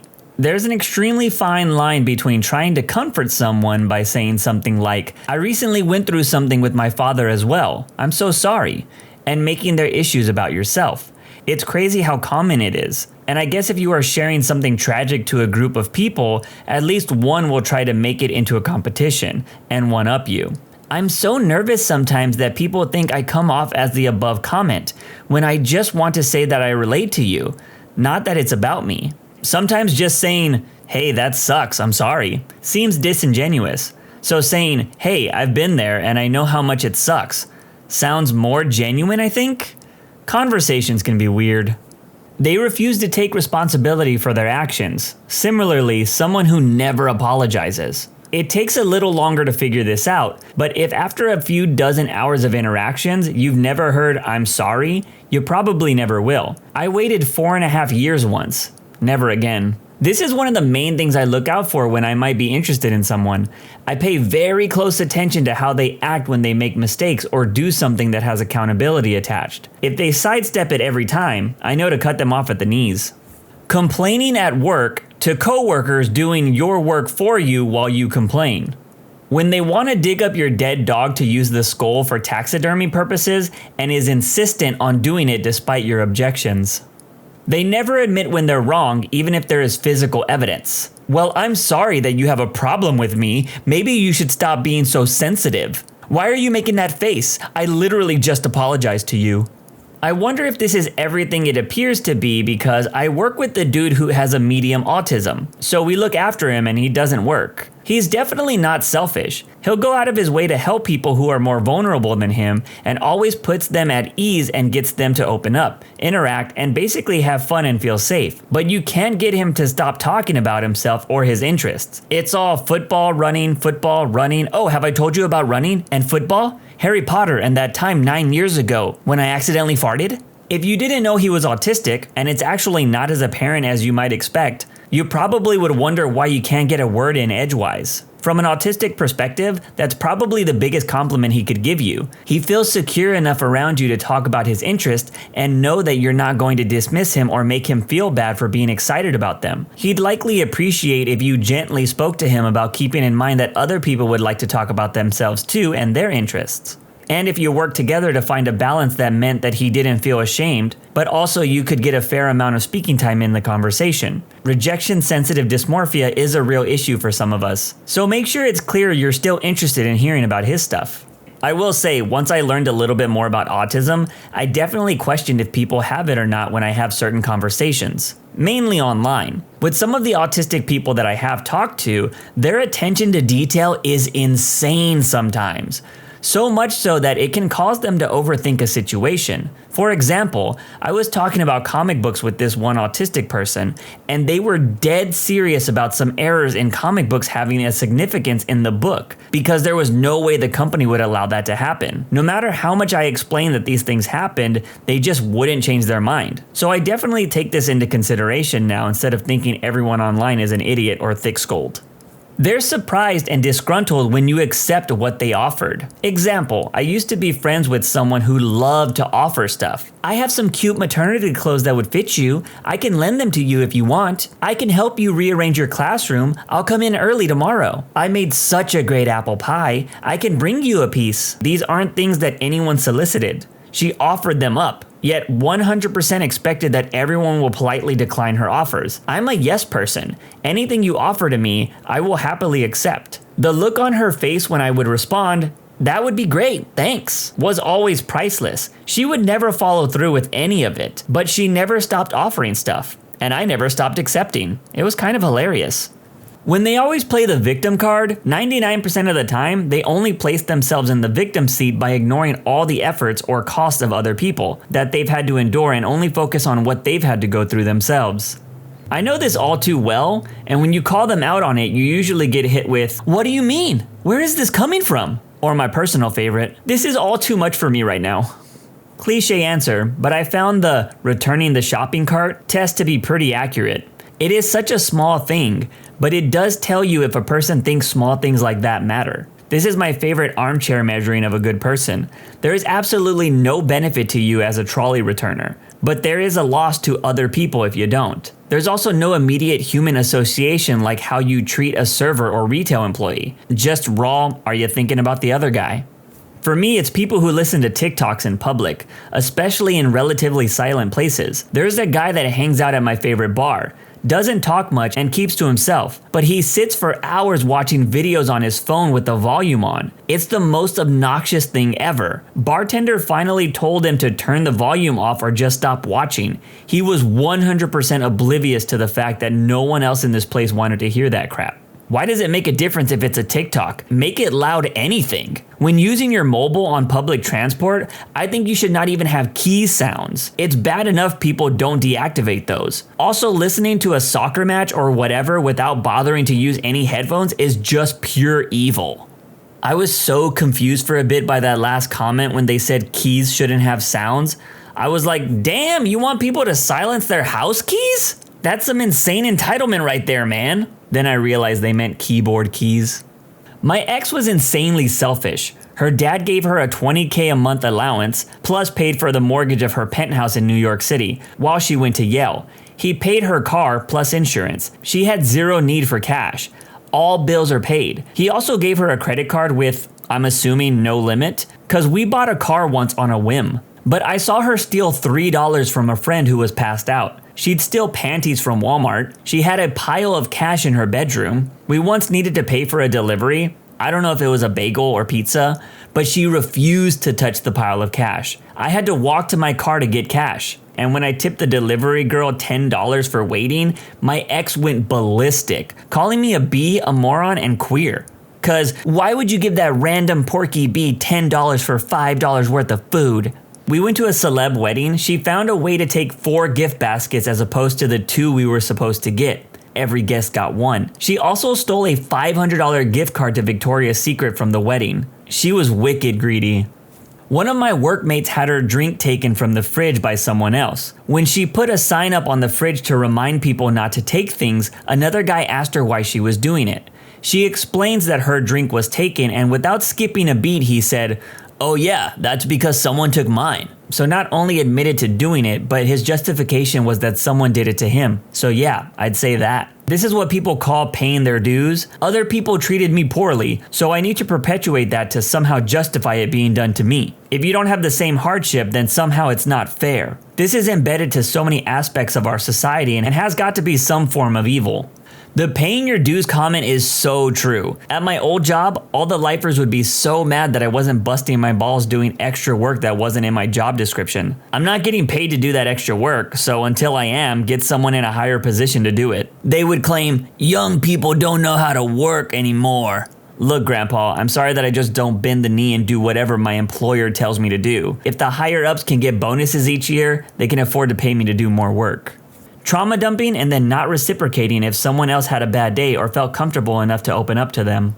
When they go out clubbing or something and bring their friends back home to continue the party at 2 a.m. However, he lives in a share house and his roommates have to go to work in the morning. Ever since I told him to break up the party and that isn't appropriate, especially since he didn't mention to anyone that he decided to have a 2 a.m. Wednesday night party, he complied, but ever since then he's been unpleasant and unfriendly with me. Jerk.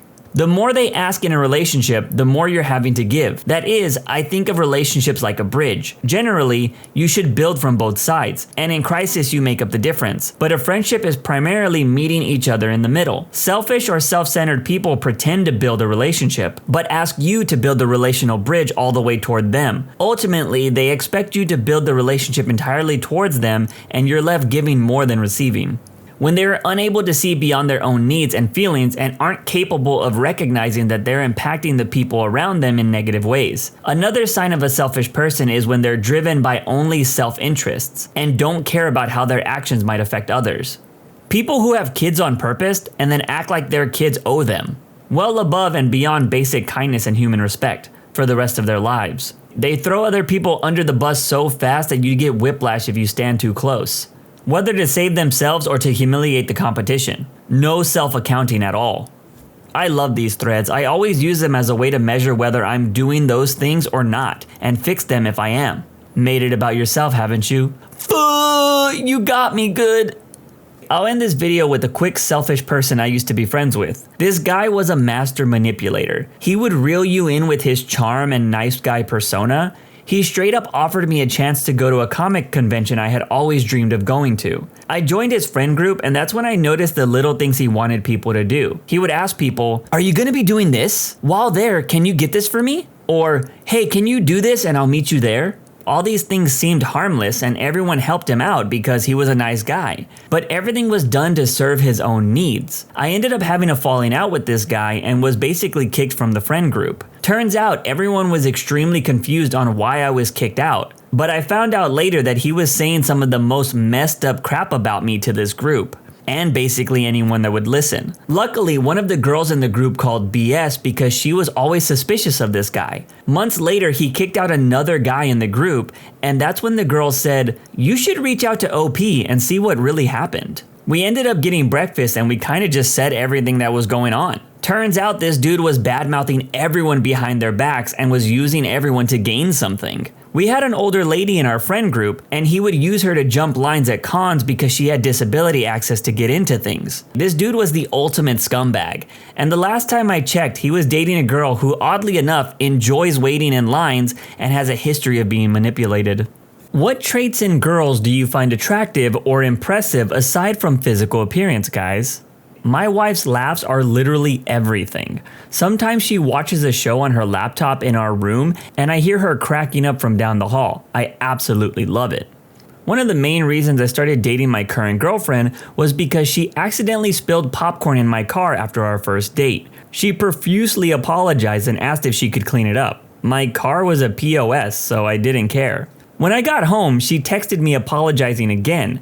I don't know why, but her caring about spilling popcorn in my crappy car made me realize, hey, maybe she could care about me too. Aw, she spilled popcorn into your heart. Ah man, I had a similar situation except I was the spiller. Third date in a city on a sunny afternoon. Coffee all over her light blue jeans and she just laughed it off. I knew then she had an amazing outlook on life. We got engaged last week. Gotta love people that don't let spilled milk ruin their days. Shows a lot about their character. Accountability. If she can openly admit when she's wrong or that she messed up, that's attractive, as it shows maturity and the ability to judge yourself impartially, and it means you are less likely to repeat the mistake. This also means that you feel for her if not only love, it's respect, which is just as important. Wow, this is fantastic. I've dated girls in the past who would never just say, "I was wrong, I shouldn't have done that, I'm sorry." I get that it's hard sometimes, but it's relieving to admit wrongdoing and ask for forgiveness. But when you obsessively chase not having done wrong in the first place, it's actually a tax on both parties. I 100% agree with this. I'll take it a step further by saying when you text or call a woman and she doesn't answer but later says, "Hey, I'm sorry I couldn't respond, I got caught up with insert reason here," instead of just saying, "I was busy," it shows that they respect you enough to let you know that there was a real reason they couldn't respond. This is nice because they don't owe you an explanation of why they didn't respond, but them doing so shows an amount of caring on their part. Things like confidence, a good sense of humor, intelligence, all of that is super important. But for me, the sexiest thing a woman can do is be calm. Not calm as in quiet, as in calm when crap goes sideways or something unexpected happens. Having someone who is reliable and stable as a partner is so crucial in life. I didn't realize how attractive that sounds until I read it. To not have to burn calories on dealing with my partner and the situation, that's so hot right now. It's probably one of the best pieces of advice I ever got from my father. He explained that when every possible thing goes wrong, the last thing you want is a partner that makes it even harder by panicking, getting angry, or making things worse. Plus, the tenacity, toughness, and resilience, it's freaking sexy. Don't get me wrong, I love taking care of a lady as much as the next guy, but when a girl just buckles down and solves a problem in a cool, collected manner, man, that's an instant spiritual and physical boner. Spiritual boners are some of the best boners. I'm loving this thread. My wife is baseline stressed and an anxious person. She's always doing a lot of stuff for her career and taking on way too much. So I feel like the calm caretaker a lot of the time. However, in times of crisis, she locks in and is such a calm and collected source of comfort. I had one horrible disc herniation a few years back that resulted in such bad pain I was writhing and screaming in agony. She called an ambulance, explained what was happening, and made sure I was sorted. She called my parents, handled them, and made sure everything I needed, I had. She was an absolute rock star. I can't describe how grateful I was and how taken care of I felt. From there, we sort of realized that the day-to-day maintenance I'm better at, but in times of crisis, she's second to none. I'll never forget that though. I never felt so loved and cared for in my life. Anxiety can be a superpower. It's the fear of the unknown that affects the anxious. So you're constantly worried about what's going to happen and thinking through different scenarios in your head, etc. Then when an emergency happens, you just lock into problem solver mode because you run through these drills in your head 1,000 times before. It's awesome that you guys found each other to balance things out. As someone who has been diagnosed with panic disorder and severe anxiety, I can confirm that when crap hits the fan, I'm on my toes and ready to handle the situation. Not exclusive to girls, but having a hobby or interest that they are very knowledgeable and passionate with, that's great. Even if it's something super benign like painting their nails or baseball, I just love people who can ramble on about their interest, especially if I'm not into it. It's like peeking into another world. Knew a girl that was into knitting, but not just like I knew how to cross stitch. Full on had a setup where she would turn wool into yarn and even had a favorite small sheep farm that she would order from exclusively. She was interesting as hell to me. Exactly. So many times I'll ask a woman, hell, this applies to men just as much, what does she do for fun? And it's almost always scrolling through social media or Netflix. I'll rephrase the question, asking about any sort of active or creative hobbies they do when they aren't relaxing. And it's like they don't understand the difference. You're not wrong that there are a lot of people that spend their free time doing those things, but also in my experience, many people's minds seem to go blank on the specific question. I'm not totally sure why though. This is weird, but I've had success with asking this question. Pretend you have an unexpected week-long staycation starting tomorrow. What are you going to be doing this week? Then they'll tell you about projects, art, home improvement, pets, and things that they've been working on or wanting to get a chance to do. Or maybe they just don't and they're actually not interested in anything other than TV and social media. Either way, you've learned something about them. Critical thinking skills are hot. I would adjust this to curiosity. Curious people who investigate, inquire, and show genuine interest often use critical thinking as a byproduct. I say this impresses me in anyone. When managing people, if I have a curious employee who wants to know why something works the way it does, or wants to find a tool or technology to improve, they are always earmarked for career investment. In women, finding a curious person means that you will be able to find someone who will likely not bore you over the long haul, because curiosity as a personality trait means that she's the type of person to engage in things that are important and keep away that every day is the same creep that tends to infiltrate a relationship. And for clarification for those who say, well, dumb people can be curious too, I think those are missing my meaning. I mean more intellectually curious, and less, what does this electrical socket taste like? I find a woman's voice to be one of the best factors in determining if I'm attracted to a woman. Do you mean like accent, pitch, tone, all of the above? All of the above and what she says. A woman can look stunning, but in opening her mouth, she reveals who she truly is. To know if a woman is intelligent, funny, angry, depressed, or even sexy, I don't need to see, I need to hear. Above all else, as a man, I try to listen. The second best advice I ever got about dating was to get the other person to talk, to ask leading questions. The first, of course, is to make them laugh. And a woman's laugh will reveal so much about them. Authenticity and genuine character do not look anything like I've ever seen, but I can hear them. Here's the answer I was looking for. I was a phone hookup operator for over a decade. I initially went into it because random dudes would just go nuts over my voice all of the time. I'd call in for customer support on my phone and the tech guy would ask for my number, and things like that. I still sell my voice for a living, but not in the hookup industry anymore. My clients are all women now, but even though they aren't attracted to me intimately for the most part, I still get comments on my voice. Tons are surprised by my age too. I'm 46, but I still easily sound like I'm in my 20s. I can confirm a nice voice will win me over quickly. Same goes for nice eyes and a good smile.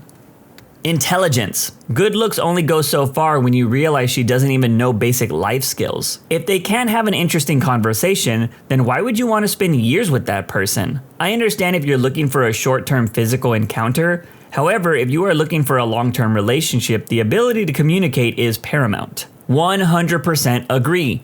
The girl I dated before my wife was hot, like smoking hot. Her hobbies were basically working out and eating like a rabbit. Hands down the most physically attractive girl I ever dated. But that was it, nothing more. She never had anything interesting to say, never had an opinion on anything, never laughed at jokes or funny movies.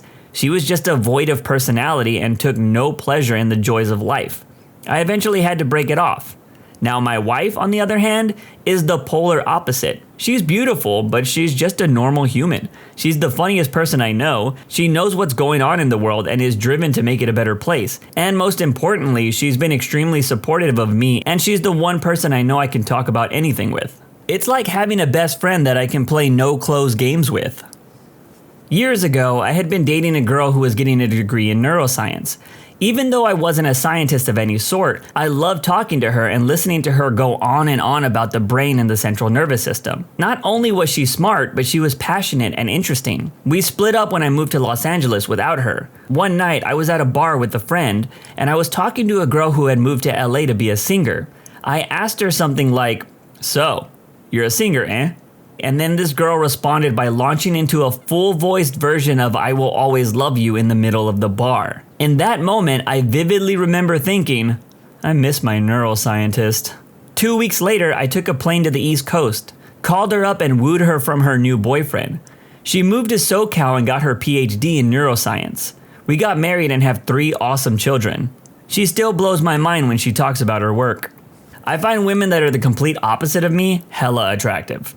Not sure why, but at least on 3 separate occasions, I have been attracted to nurses that I knew and were friends with. I want to make movies and write comic books, so we're totally opposite. But with one of these women, I remember it like it was yesterday. We were driving to a show to watch a band in another city, and on this hour-long drive, she turned sideways in the passenger seat, like her back was against the passenger door. Probably unsafe even though she was still wearing her seatbelt.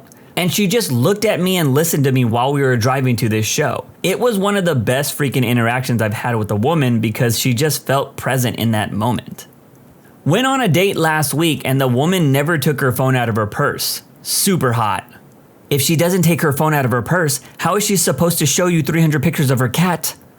How they treat themselves, self-care, how they treat others, friendship, how they work with others, collaboration, what they enjoy learning, curiosity, and what they enjoy doing, creativity. Intelligence, confidence, self-awareness, empathy, creativity, education. Also being pet-friendly is a big plus. So basically anything you'd like from a decent human being. Being emotionally intelligent and mature, which includes having kindness and empathy, etc., can go a long way as it shows me that you're capable of being a decent human being towards myself and others, and that you won't be someone that I have to be careful around. Bonus points if I get the vibe that you're a chill person. Enthusiasm, boundaries, responsible for herself, allows her to be challenged in her thinking, enough backbone to keep me honest when I'm wrong. Being self-sufficient. I don't want to date a dependent. When my wife and I were dating, one of the things that made her stand out was that she was totally self-sufficient. She didn't need help, nor did she expect it. We dated for almost 2 years before making the decision to move in together, and that was mostly on confluence of circumstances. She wanted to live on her own because it was freedom for her. Man, I feel that. My wife is completely self-sufficient. She's better educated and makes more than me. She does not need to be with me, but she is.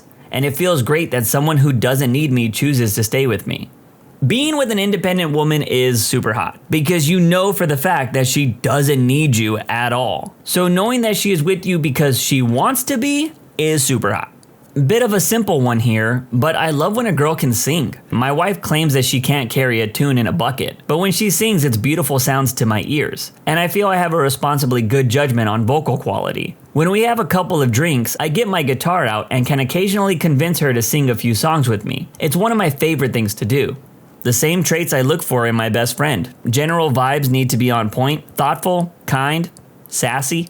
I'm perfectly happy single, so my partner needs to add to my life and make sure our time together is more valuable than my time alone. If she's got a dark sense of humor. I like women like I like my chocolate Easter bunnies, dark, bitter, and with a gnarly hollowness inside that can never be filled. Someone with equivalent levels of apathy and laziness, but about areas of life that complement my own apathy and laziness. That way one of us will always let the freaking dog out or put the kettle on. But I don't feel too guilty for saying so for Saturday. I'm not getting dressed. Been married 16 years. Perfect. I'm not a guy, so I don't count. But I like when girls are genuinely kind and have good banter. Like you can be cheeky and funny and a little sassy, but I still like a nice girl. I've always been attracted to those kind of girls in the room. I can agree with this. I like a woman that can get along with my male friends. Also my female friends, because if she can't, that's a red flag. But I don't want her to be one of the boys like many guys say they want. I want her to be her own unique self. I want her to be the reason I don't want to be around my boys all the time. I saw a girl riding a fixed bike in the city and doing bunny hops with the bike at the intersection to stay upright. I had only just started riding my bike again, and I was just so impressed with the skills. Optimism. I'm a bit of a pessimist at times. I fall into nihilistic thinking a lot. Good to have someone who could look to our future with a positive light.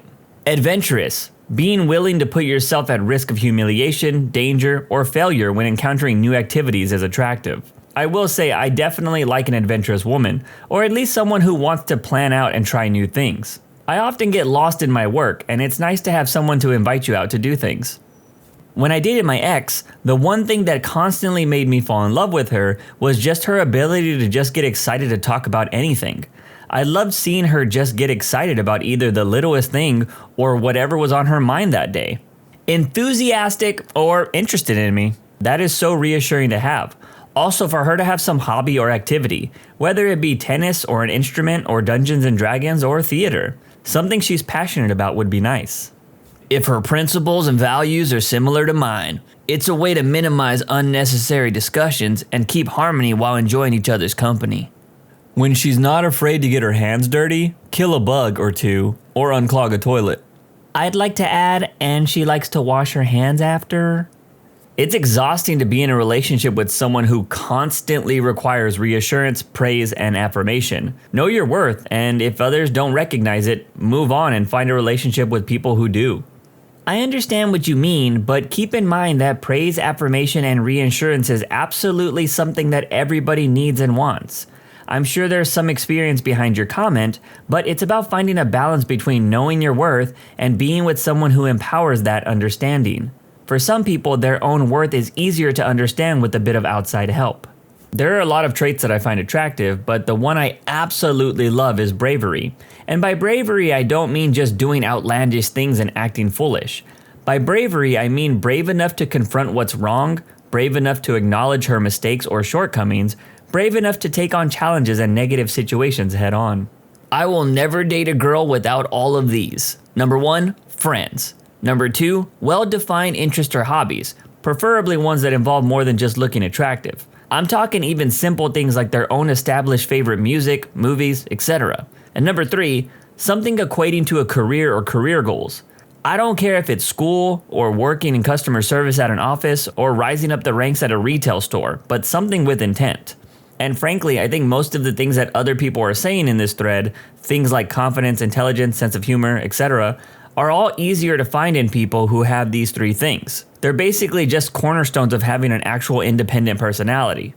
Basically, I've dated far too many women whose entire personality, self-worth, and motivation are simply being a girlfriend.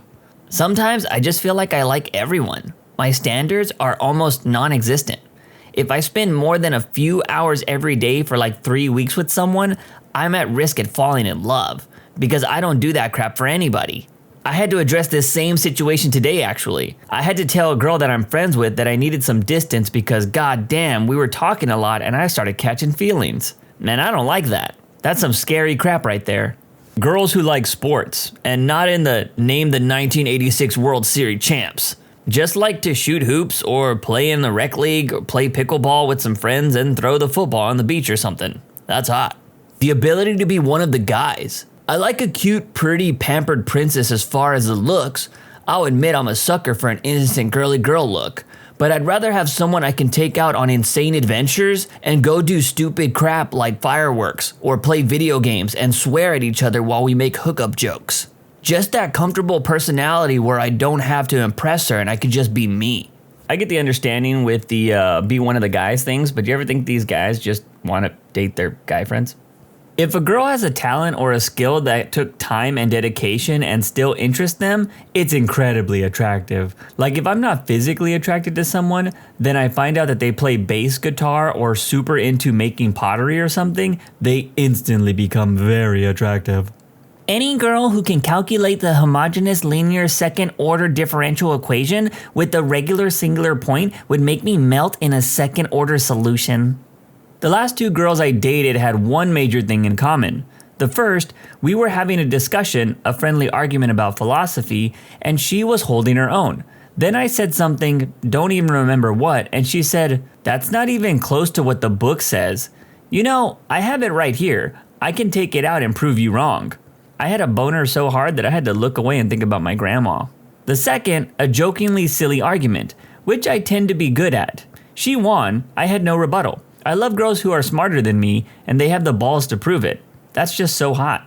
As someone else said, critical thinking is fantastic, along with being secure with herself, emotionally stable and independent. I'm so over the fragile, clingy girl that worships me as a means of seeking validation. No, I'm not being cocky in saying that. Anyone who has been there knows it's less about me and more about the other party seeking what they're missing, and being discarded for the next shiny object that's likely to come. The ability to hold her ground in a debate and push back and not fold in conversation when her heart knows that she's right. A girl who has balls is hot. Hey, yo! What hobby is an immediate red flag? Those people who post prank videos on social media. I know someone who does this and it's absolutely a red flag. Same goes for people who base their entire social media presence off getting views and likes. For some reason, I forgot these people exist in the wild. They shop, drive, and are just out and about. Scary stuff. I always assumed people who did this would be normal in real life, but the person who I know who does this type of thing does a lot of the obviously staged and gimmicky videos, which are super cringy. You might expect them to be attention seeking, but it's actually worse.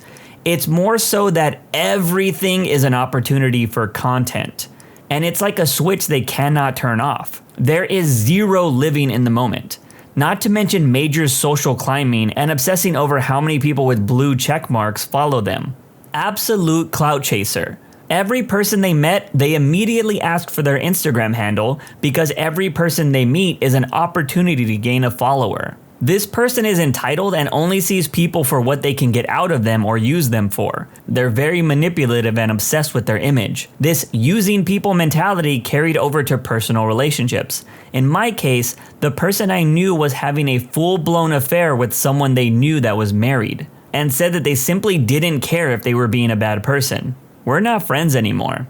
My husband's best friend from college is a YouTuber who has 800,000 subscribers. Used to be a really cool guy, but if it doesn't create content for him, it's not a priority. He bailed on our wedding last minute. He was supposed to be a groomsman to go do some stupid video with another famous YouTuber. Definitely a red flag. The constant drive for likes and subscribers is toxic and gross. We all graduated to college over a decade ago, and the dude still acts like he's 19 years old. It's kinda sad. At first, we really respected him for blazing his own trail and doing his own thing, and getting out of our hometown, but he's just like every other douchebag influencer on Instagram now.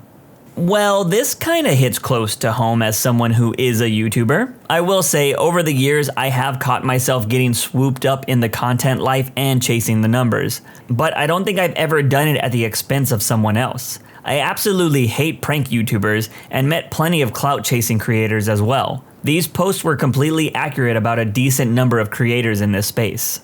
Posting everything, and I mean every single thing, on social media. Knew this one dude from work that did this crap all the time. It was annoying as hell. Unfriended him when I was scrolling through and saw that he posted a selfie of himself on the toilet and used the caption to say, "poopin'." Animal fighting, dog fighting, bird fighting, using dogs to kill cattle, wanting to see an animal kill another animal at your own amusement, non-documentary of course, seems like a big red flag to me. What about roaming the world unsupervised as a preteen, capturing wild animals in small enclosures, accosting passerbys, and demanding that they use their animals to fight your animals? Pikachu, I choose you! Wasting your time arguing with random people on the internet, especially if it's baiting. Well, I disagree. Stalking women and collecting their photos on a mural. That's oddly specific. Oh boy, this one guy, friend of a friend, wannabe photographer. Our friend in common approached me asking if I wanted to do a photo shoot with her.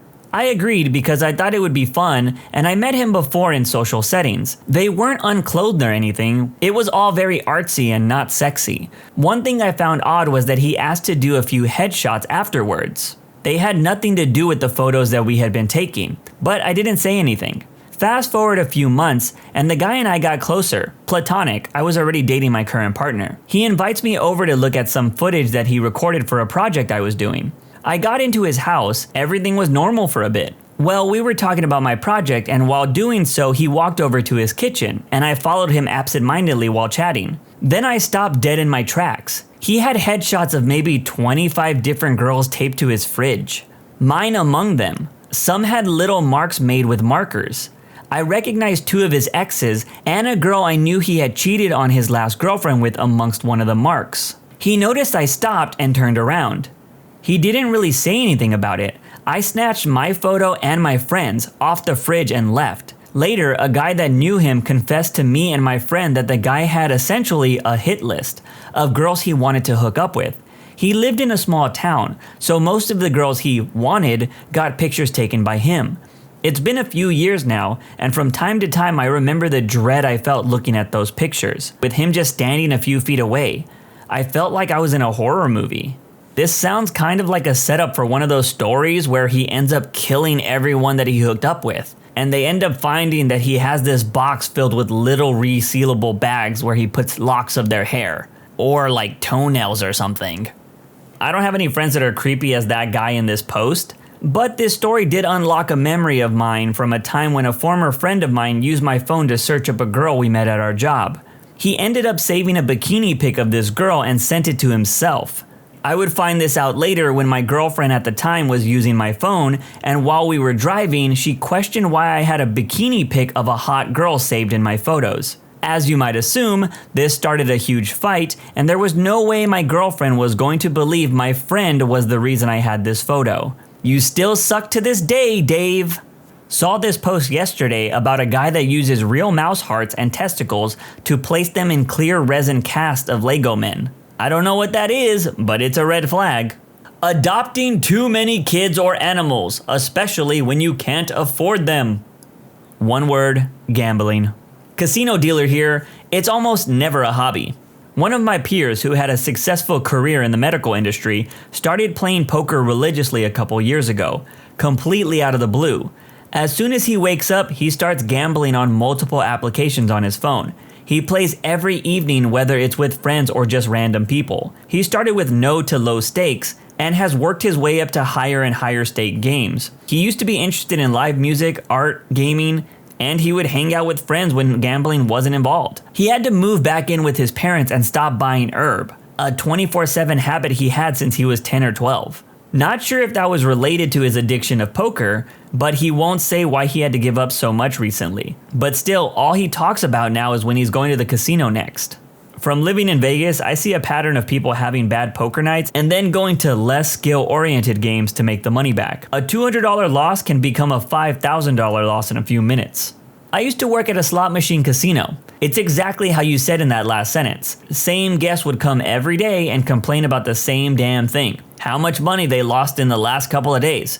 Granted, it is smaller amounts than $5,000, but the fact that they complained and still came back the next day was pretty alarming to me. Unfortunately, we weren't allowed to interfere or suggest a break from the casino, unless they came to us or that we saw a crazy change in their behavior.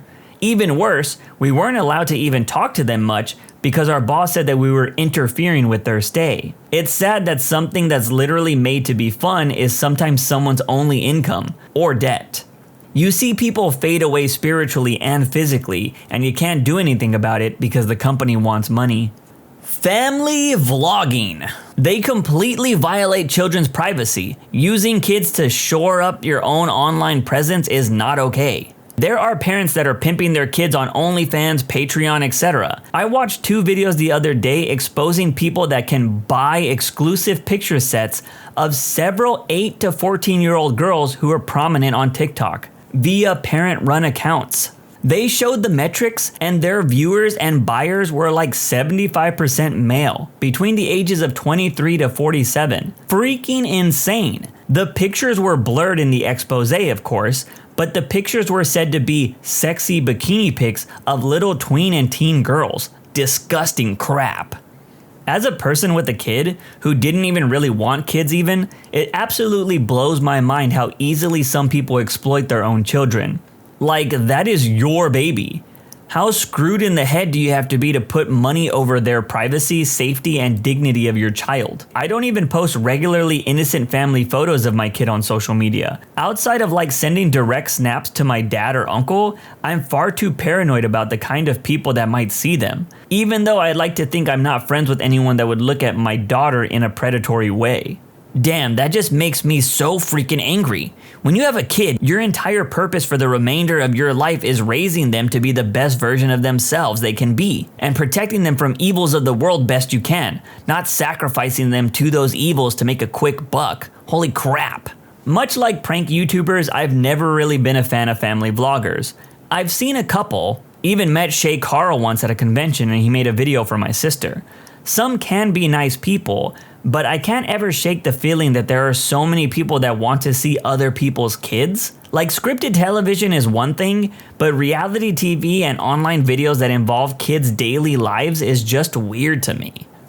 Collecting blood slides. My friend had one next to his table next to his AC unit. When I asked him about it, he gave me this weird smile and claimed it was for work. I've never had beers with him since. Surprise, mother. If a person is preoccupied with their social media and they don't actually live and communicate in the moment, it's fine if you can communicate about it and make arrangements, but I'm not dating a person in a 3-way relationship with Mark Zuckerberg. I would totally be fine with a person that has a heavy social media presence for work, but I would want to be able to set boundaries that work for both of us on it. Yeah, my sister-in-law talks about influencers as if they're her friends IRL. I can't have a conversation without her taking her phone out and showing me someone she followed before they got famous. It's exhausting and honestly awful to talk with her. Her husband, my brother, has suggested she see a counselor about it and believes she genuinely thinks in her head that she knows these people. That, my friends, is what we call textbook parasocial relationships. On a date, casually thinking, well, I guess there's more than one way to skin a cat, right? 4. What? There's 4 ways to skin a cat. Influencing. Back in 1990, we had them. They were called commercials, then infomercials, then the crap became ridiculous. It's such a disturbing phenomena. Was in line at a touristy ice cream shop near me and the line was probably 20 people deep. 3 women approached the counter and asked for samples of various kinds. It was their turn in line, so fine. Next thing you know, one whips out her cell phone and starts making a live video on how they just discovered this place. They spent the next 2 minutes sucking their samples off mini spoons for their fans. People were still waiting in line and we were just like, get out of the way. They never actually ordered anything. For me, these women epitomize idiocy of influencing.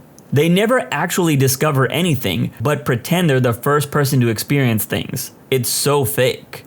Yeah, I hate these types of influencers because 1, they do come off as fake, but most importantly, 2, they ruin a lot of awesome places. Like, I don't like the idea of gatekeeping, but sometimes we should gatekeep certain places. And I don't just mean chill, delicious food spots. TikTok and Instagram have definitely ruined a bunch of cool nature spots because this location is a great place for your next photo shoot. Ugh. Someone reading a ton of philosophy can easily be a very good sign, or a massive red flag depending on what specifically they're reading so much of. Shrines to people. When I first met my now late significant other, my son wanted to be sure he wasn't a killer. and protect me. We were literally neighbors, so one day we walked to his house and my son said, "Let me see you don't have any pictures of my mom with X's on them." He thought my son meant pictures of his exes. Nope, my kid just wanted to be sure that there was no shrine of me somewhere with my face crossed out with Sharpie markers.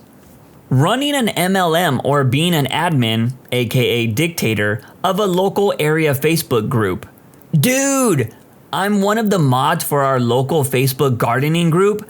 So much drama in what I thought was a peaceful, calming hobby. Yeah, I see a lot of dictators in a few groups I've been in, but I feel like it's probably due to how crappy the members of the group are, most of the time, rather than them actually wanting to be jerks.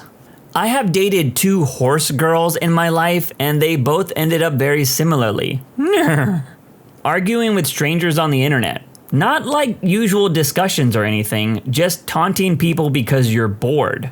My mother does this, goes on Facebook pages specifically geared towards things she dislikes, messages them big, long, nasty grams, then blocks them before they can fight back. And yes, my mother is freaking exhausting. This post is funny because I actually made it a goal this year to stop engaging with ridiculous people on the internet. I still have conversations with people, but the moment name calling or belittling begins to happen, I'm out. My mute and block buttons are also used now because I don't care if it's a sign that the other person won the argument if I use it. If you feel validation from winning an argument online, that says more about you than it does me. So I have no problem letting people think that. Kid beauty pageants. I dated a girl in LA who had taken part in beauty pageants going back to when she was a kid. She had a good amount of success with it, and she was most certainly a looker. But man, she was completely crippled with anxiety. Those pageants freaking mess girls up that start young. There's that famous gif of that girl giving a mischievous double chin smile. She ended herself at the age of 16 pretty recently. Those insane pageant moms are living vicariously through their daughters, the way belligerent sports dads live vicariously through their sons at baseball games. Not that it's an excuse for their behavior, but I think the pageant moms and sports dads have massive insecurities about living up to the conventional standards of femininity and masculinity, or are in denial about their own internal insecurities. So they become obsessed with forcing their kids to live up to an ideal they couldn't obtain themselves. And a lot of those kids also aren't going to be able to either, or even want to live up to these incredibly specific standards of masculinity and femininity. I'm pretty sure beauty pageants for little girls and teens just simply shouldn't be a thing. I remember reading an article about a girl that won a beauty pageant, and then it was revealed that she made a spicy video so she would be able to pay for the cost of that pageant. I think they stripped her of the title, and I don't know what happened to her after that. Watching gore or sending gore videos to their friends. I had a roommate like this. He started watching all kinds of gore and pain Olympic videos. It gave him some sort of superiority complex since he became desensitized to gore, and he would always try to get me to watch those videos with him.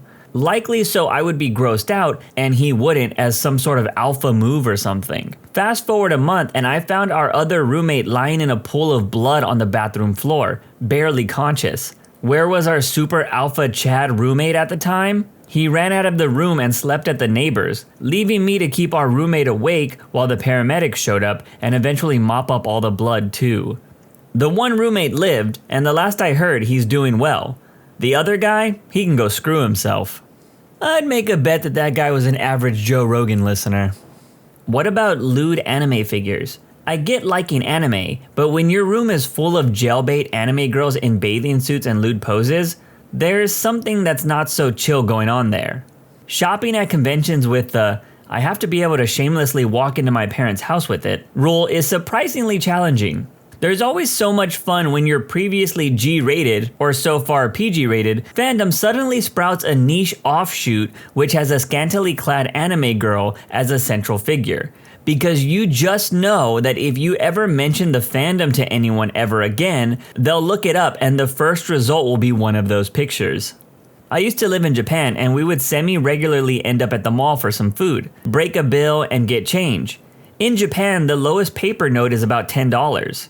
So all the coins would go to ice cream, then with whatever I had left, I would take it to the arcade and try to win the lewdest, crudest anime waifu figure I could. One of my friends thought I actually wanted one and got me a Nami figure as a gift. I wasn't going to not display it, but it was hilarious to explain what the story was every time somebody new came to my house. I kind of want to give my 2 cents on this topic because there was a lot of people going back and forth in the comments on this one. For full transparency, I'm a weeb and I would totally buy one of those lewd figures because no joke, the quality and design of some of those things are insane. They just so happen to be lewd. But I do find it funny that people would consider it a red flag, but a house full of alcoholic paraphernalia, substance paraphernalia, or even weapons wouldn't get as questioned as much as lewd paraphernalia. But I will say, if like a majority of someone's collectibles are these figures and they're lolly based, then I'd say red flag. If their identity is surrounded by Disney, sorry, I said it. I had a cousin who engineered a massive split in the extended family by having her wedding at a Disney World in Florida. She expected everyone to fly there from around the country and stay at the resort itself. A bunch of the family members opted out entirely because of how expensive it was. She ended up feuding with even the family members that did show up but ended up staying at cheaper places in Orlando. I was fortunate enough to be too distant of a relative to even get an invite. I remember seeing an I Am the Jerk post where a bride and groom were both into Disney, so they convinced everyone to fly out to their wedding at Disney and then proceeded to not provide food or drinks for anyone. Instead, they paid like $3,000, it may have been more, I can't remember, to have a guy in a Mickey costume be at their wedding and force their guests to pay for the expensive food/drinks from nearby vendors out of pocket. They were rightly judged. I'd like to add that if a person's personality is centered around any one thing, it's a red flag. Gun bros, substance heads, car people, foodies. Basically, if all you can talk about is one subject and nothing else, that's totally a red flag. Crypto, NFTs, and listening to Andrew Tate. Adults who are really into experiencing child-oriented entertainment in public. The 40-something-year-old guy hanging around Chuck E. Cheese by himself. Not necessarily the odd bird who collects kids' toys, although that is a bit strange to me too.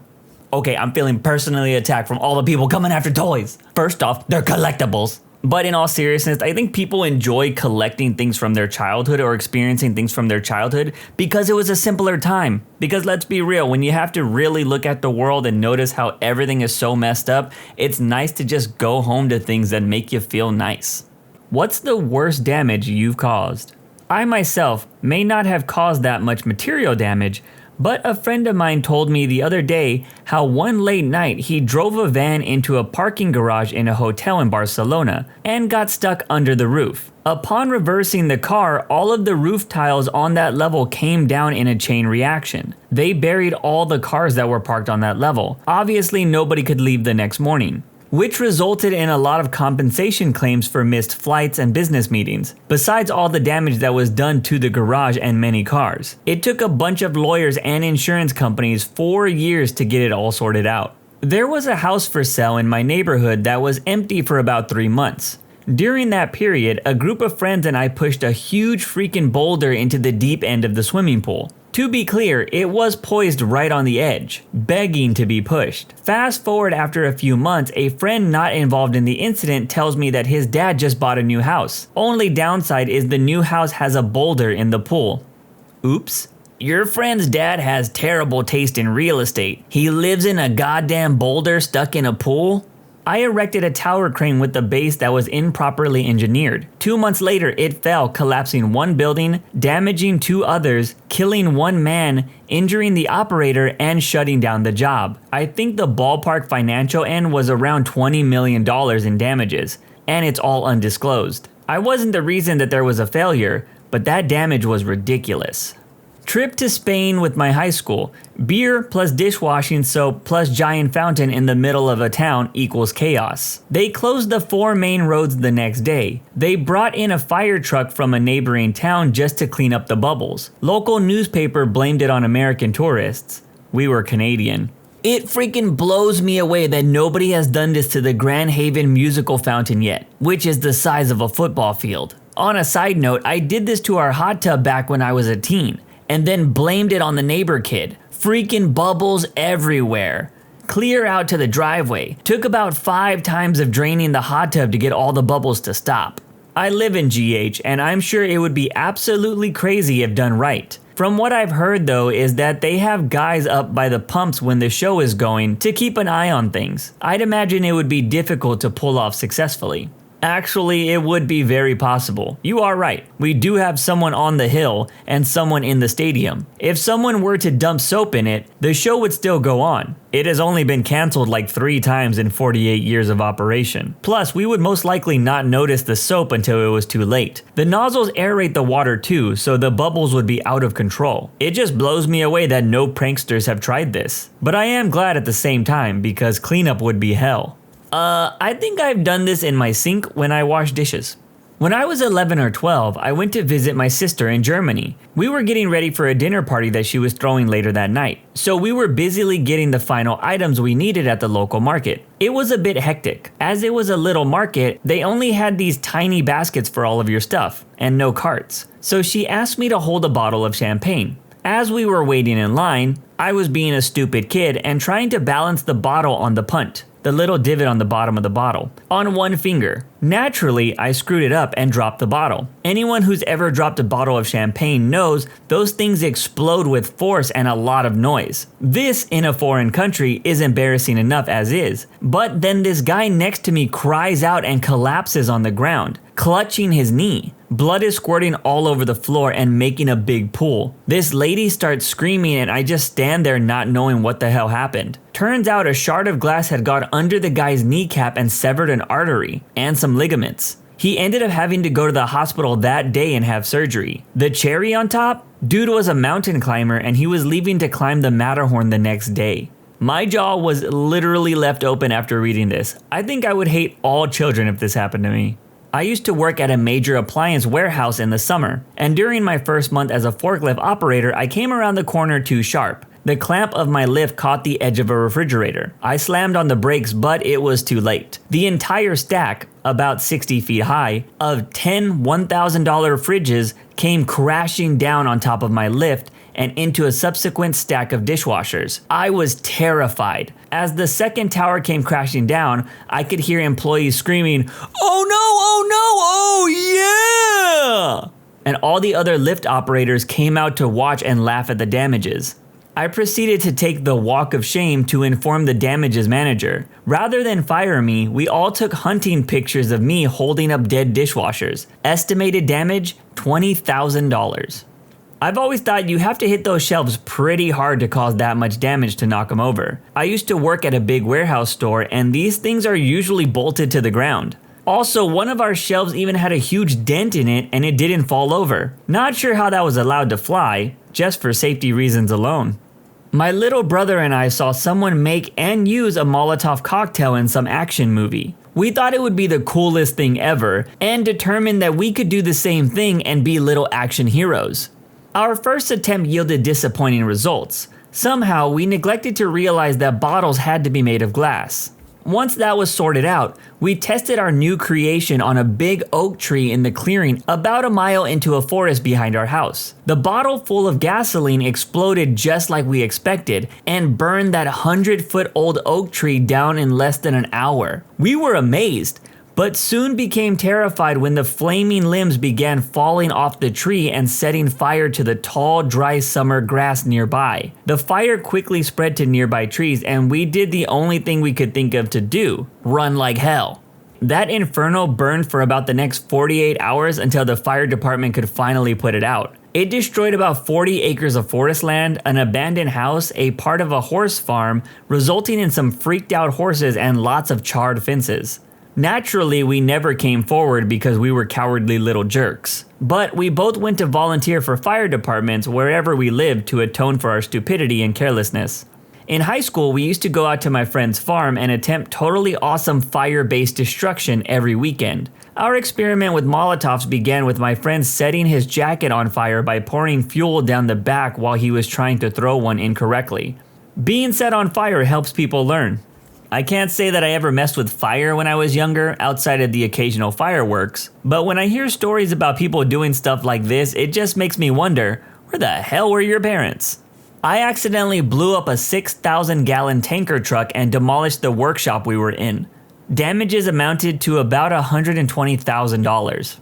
Go on. I worked for a company in England that built and repaired tanker trucks. A 4-part compartment truck came in one day for the pipework to be replaced on the rear compartment. I had been told that the tanker was clean and vapor-free, safe to work on.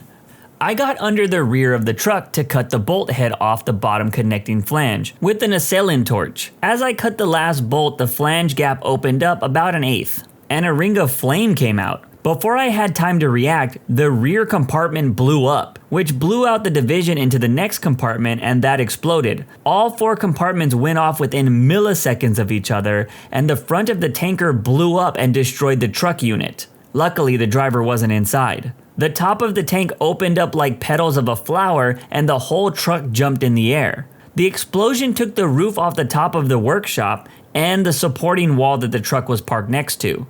I was actually in the safest place, which was underneath, although I did have to change my undies. Turns out the tank hadn't been cleaned and had just came from dropping off a load. I needn't tell you that that was the last time we ever accepted a vehicle without a vapor-free certification. My father once sold a tanker truck that exploded during a pressure test. Killed a guy, sent shrapnel flying into their brand new test building. He was livid, and he couldn't figure out how the tanker exploded at 10 bar. Turns out the guy who bought it decided that he could get the truck all the way to the test center so it could bring him a few extra bucks, and he used it to deliver gas in a nearby test center. He didn't empty it with water afterwards. Gas plus oxygen equals bang. My friend worked in a seaweed concentrate factory. One of their machines is a big centrifuge, and one day, while spinning really fast, it decided to disintegrate. The machine exploded into 100 fragments of steel, which flew off into random directions, punching holes in the warehouse walls, and one embedded itself in his locker as he was running away from the carnage. Some folks are just lucky. This was one of my biggest fears when I used to work at an old automotive factory job. We had a lot of dudes that didn't pay attention to their test stands, and at any moment something could break off and cause serious damage. I experienced a couple of fires while I was there. Luckily, we caught them in time. When I was in the 6th grade, I caught a dried up tobacco field on fire. I had a knockoff of one of those Rambo knives, and for a few days I was high on the thought of being an action hero with nothing but my knife, and all the crap stuffed inside the handle. I was trying to show my sister how I could create fire with using just 2 sticks. When she wasn't looking, I snuck out a match and started a small fire, blew out the match and tossed it behind me. Of course, while we were staring at my small, deliberate fire, flames were rapidly spreading all around us. This was right off a busy highway, and suddenly there were folks all over the place swatting the fire with their floor mats. In the end, a huge chunk of the field was completely charred, and to this day, my entire family believes I was able to accomplish all of that by rubbing 2 sticks together. When my brother and I were 4 and 5 respectively, we were being little devils and refusing to go to bed when we were put there. My parents eventually gave up and just went to bed. They were exhausted as they had a dinner party that evening. I promptly went into the lounge and got out my parents' entire cassette tape collection, including the memoirs of my grandmother's escape from Germany in 1939, and proceeded to pull out all of the tape from the cassettes and play with it. My brother, in the meantime, decided that he was hungry and that he wanted a fried egg. In his 5-year-old wisdom, he got out an egg and a frying pan and put them on the stove and turned on an element. Nothing happened with the element that he was looking at, so he turned on another one. This time the heat turned on, and once the pan was hot enough, he started to fry his egg. Unfortunately, the first element he turned on had a wooden chipper board on it, which smoldered until the heat reached my mom's food processor, which promptly started burning and melting. This resulted in a lot of black smoke and fire. My brother toddled down to my parents' bedroom and said, "Daddy, why isn't there smoke in the kitchen?" And apparently my dad went from horizontal in bed to vertical and halfway down the corridor in about 2 seconds flat. The fire was quite easily put out at the expense of my parents' nice crockery that was soaking in the bucket nearby. My dad just picked it up, threw it, plates, water, and all, on the fire. In the photos of the damages that had to be taken for insurance purposes, there's a sort of twisted black mess of a stove and bench area, and then right in the middle of all of it is a perfectly cooked fried egg. I'm just interested to know if they were able to save those cassette tapes, because losing that Escape from Germany tape must be devastating. Once, while I was in college, there was this cute girl I asked to talk to. On the day results came in, I saw her sitting crying. She failed her papers and would probably be sent back. I went and checked the results. It seemed that she had passed. I ran back to her with the good news. She was very happy. We went back to check the results together. To my horror, I realized I had made a mistake earlier and she had really failed. I was speechless when she boarded the bus in tears. This story is interesting because not all damage needs to be monetary.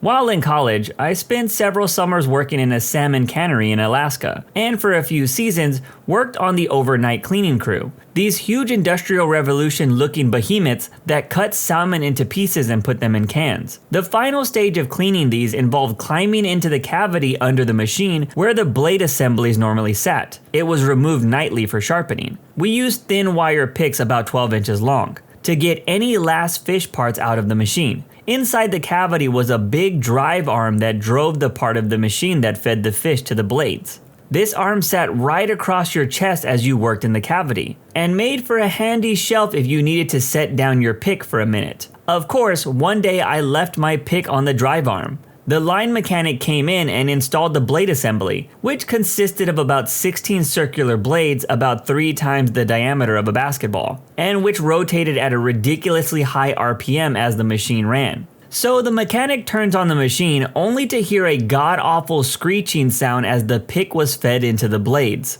It wiped out about half of the blades on the assembly, and with no suitable backup, I took out a quarter of the plant's production capacity for the day. And this was a plant that processed 1 million pounds of very perishable fish per day. The head mechanic who heroically got this thing repaired by the next day pitched me a lot of crap, but never ratted me out. Homemade bomb when I was 9 years old. This all happened with my grandparents' black powder that he used to refill his shotgun shells, a battery-powered clock, a drilled-out light bulb, also battery-powered with a short fuse that attached to an element and duct taped to a 3-foot-wide oak tree. Huge explosion destroying the tree and setting fire to the field behind a nursing home. Tried to put out the fire with my jacket, which resulted in me fanning the flame. State police, helicopters, and fire trucks arrived at the scene. My grandfather smelt the fire on my clothes and dragged my butt out there to fess up to what had happened. Ain't doing that crap again. Lesson freaking learned. Excuse me? Did he not get in trouble? I mean, this kid made a bomb. I know we go pretty easy on children, but I think we should probably keep our eye on some.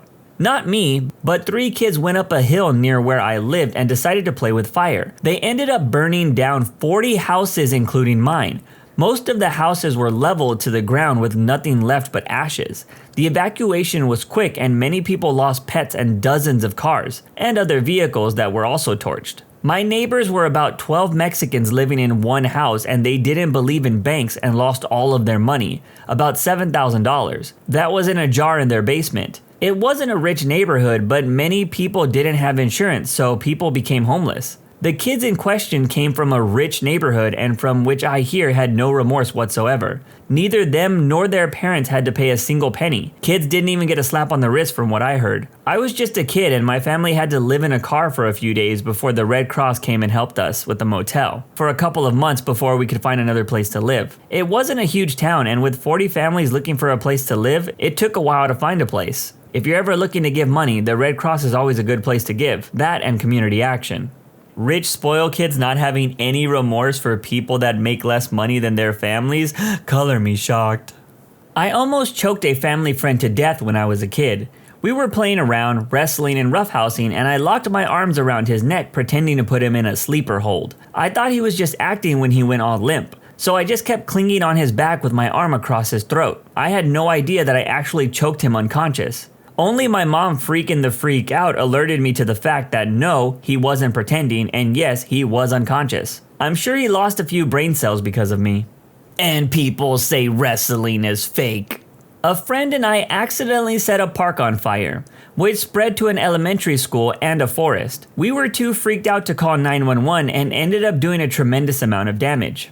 A colleague pushed out the wrong image update to every desktop and computer at Merrill Lynch, taking every single one out for the span of 2 to 3 days. He was fired and sued. I think the company's insurance policy was hit really hard. Conversely, one day while I was at uni, I was wasted and on a midnight snack run to the 24/7 BP service station down the road. I was wandering past a playground and noticed some flickering light in the bank underneath the play equipment. I ran over to take a look, and there were these lines of fire all throughout the park. Like somebody had sprayed a kind of accelerant so that it covered a fair amount of it and then lit. I ran around and kicked the dirt all over the fire and put it out, preventing what could have been a tremendous amount of damage. In retrospect, I probably should have called the fire department afterwards in case there was something smoldering, but I was pretty wasted and paranoid. When I was a kid, I went to my cousin's house one weekend. We were playing outside when a neighborhood kid approached us, telling us that the trailer park in the adjacent property was being thrown away by the owners and that we could do whatever we wanted to. After realizing that it was locked, we proceeded to find whatever we could, hammers, crowbars, etc., to smash the locks and get inside. After multiple futile attempts to smash the locks, we started trying to find our way in by ripping giant holes in the door. We ended up screwing this trailer up pretty badly before my aunt came outside in a storming rage and stopped us. After being caught and questioned, the kid that convinced us to do it claimed that he was only doing what he was told and that he had no idea what was going on. It was his parents' trailer.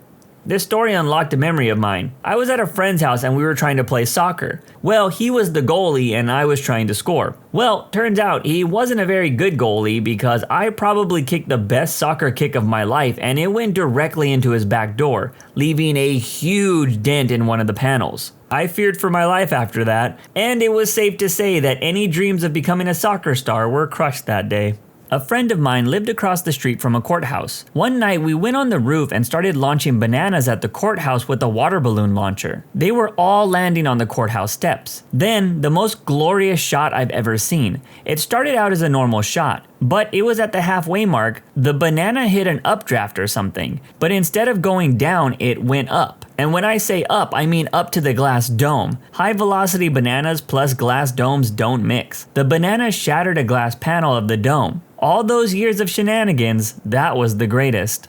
Back when I was a dumb kid living in Italy, a bunch of friends and I decided to play hide and go seek inside one of the empty villas in our parco. Since the front door was locked and there were bars on the windows, we decided to break a hole in the side of the wall. Once inside, we discovered that laborers who worked for the landlord kept their power tools in there. We went full crazy and completely destroyed everything in that house. One of us came up with the idea if we hit a big water tank outside with the pickaxe, it would explode. After being disappointed by cracking the tank in half with no explosion, we decided the only way we could cause an explosion was to pour gasoline all over the furnace. Before we had a chance to throw the sparkling stick at it, the SPs and carabinieri showed up to ruin our fun.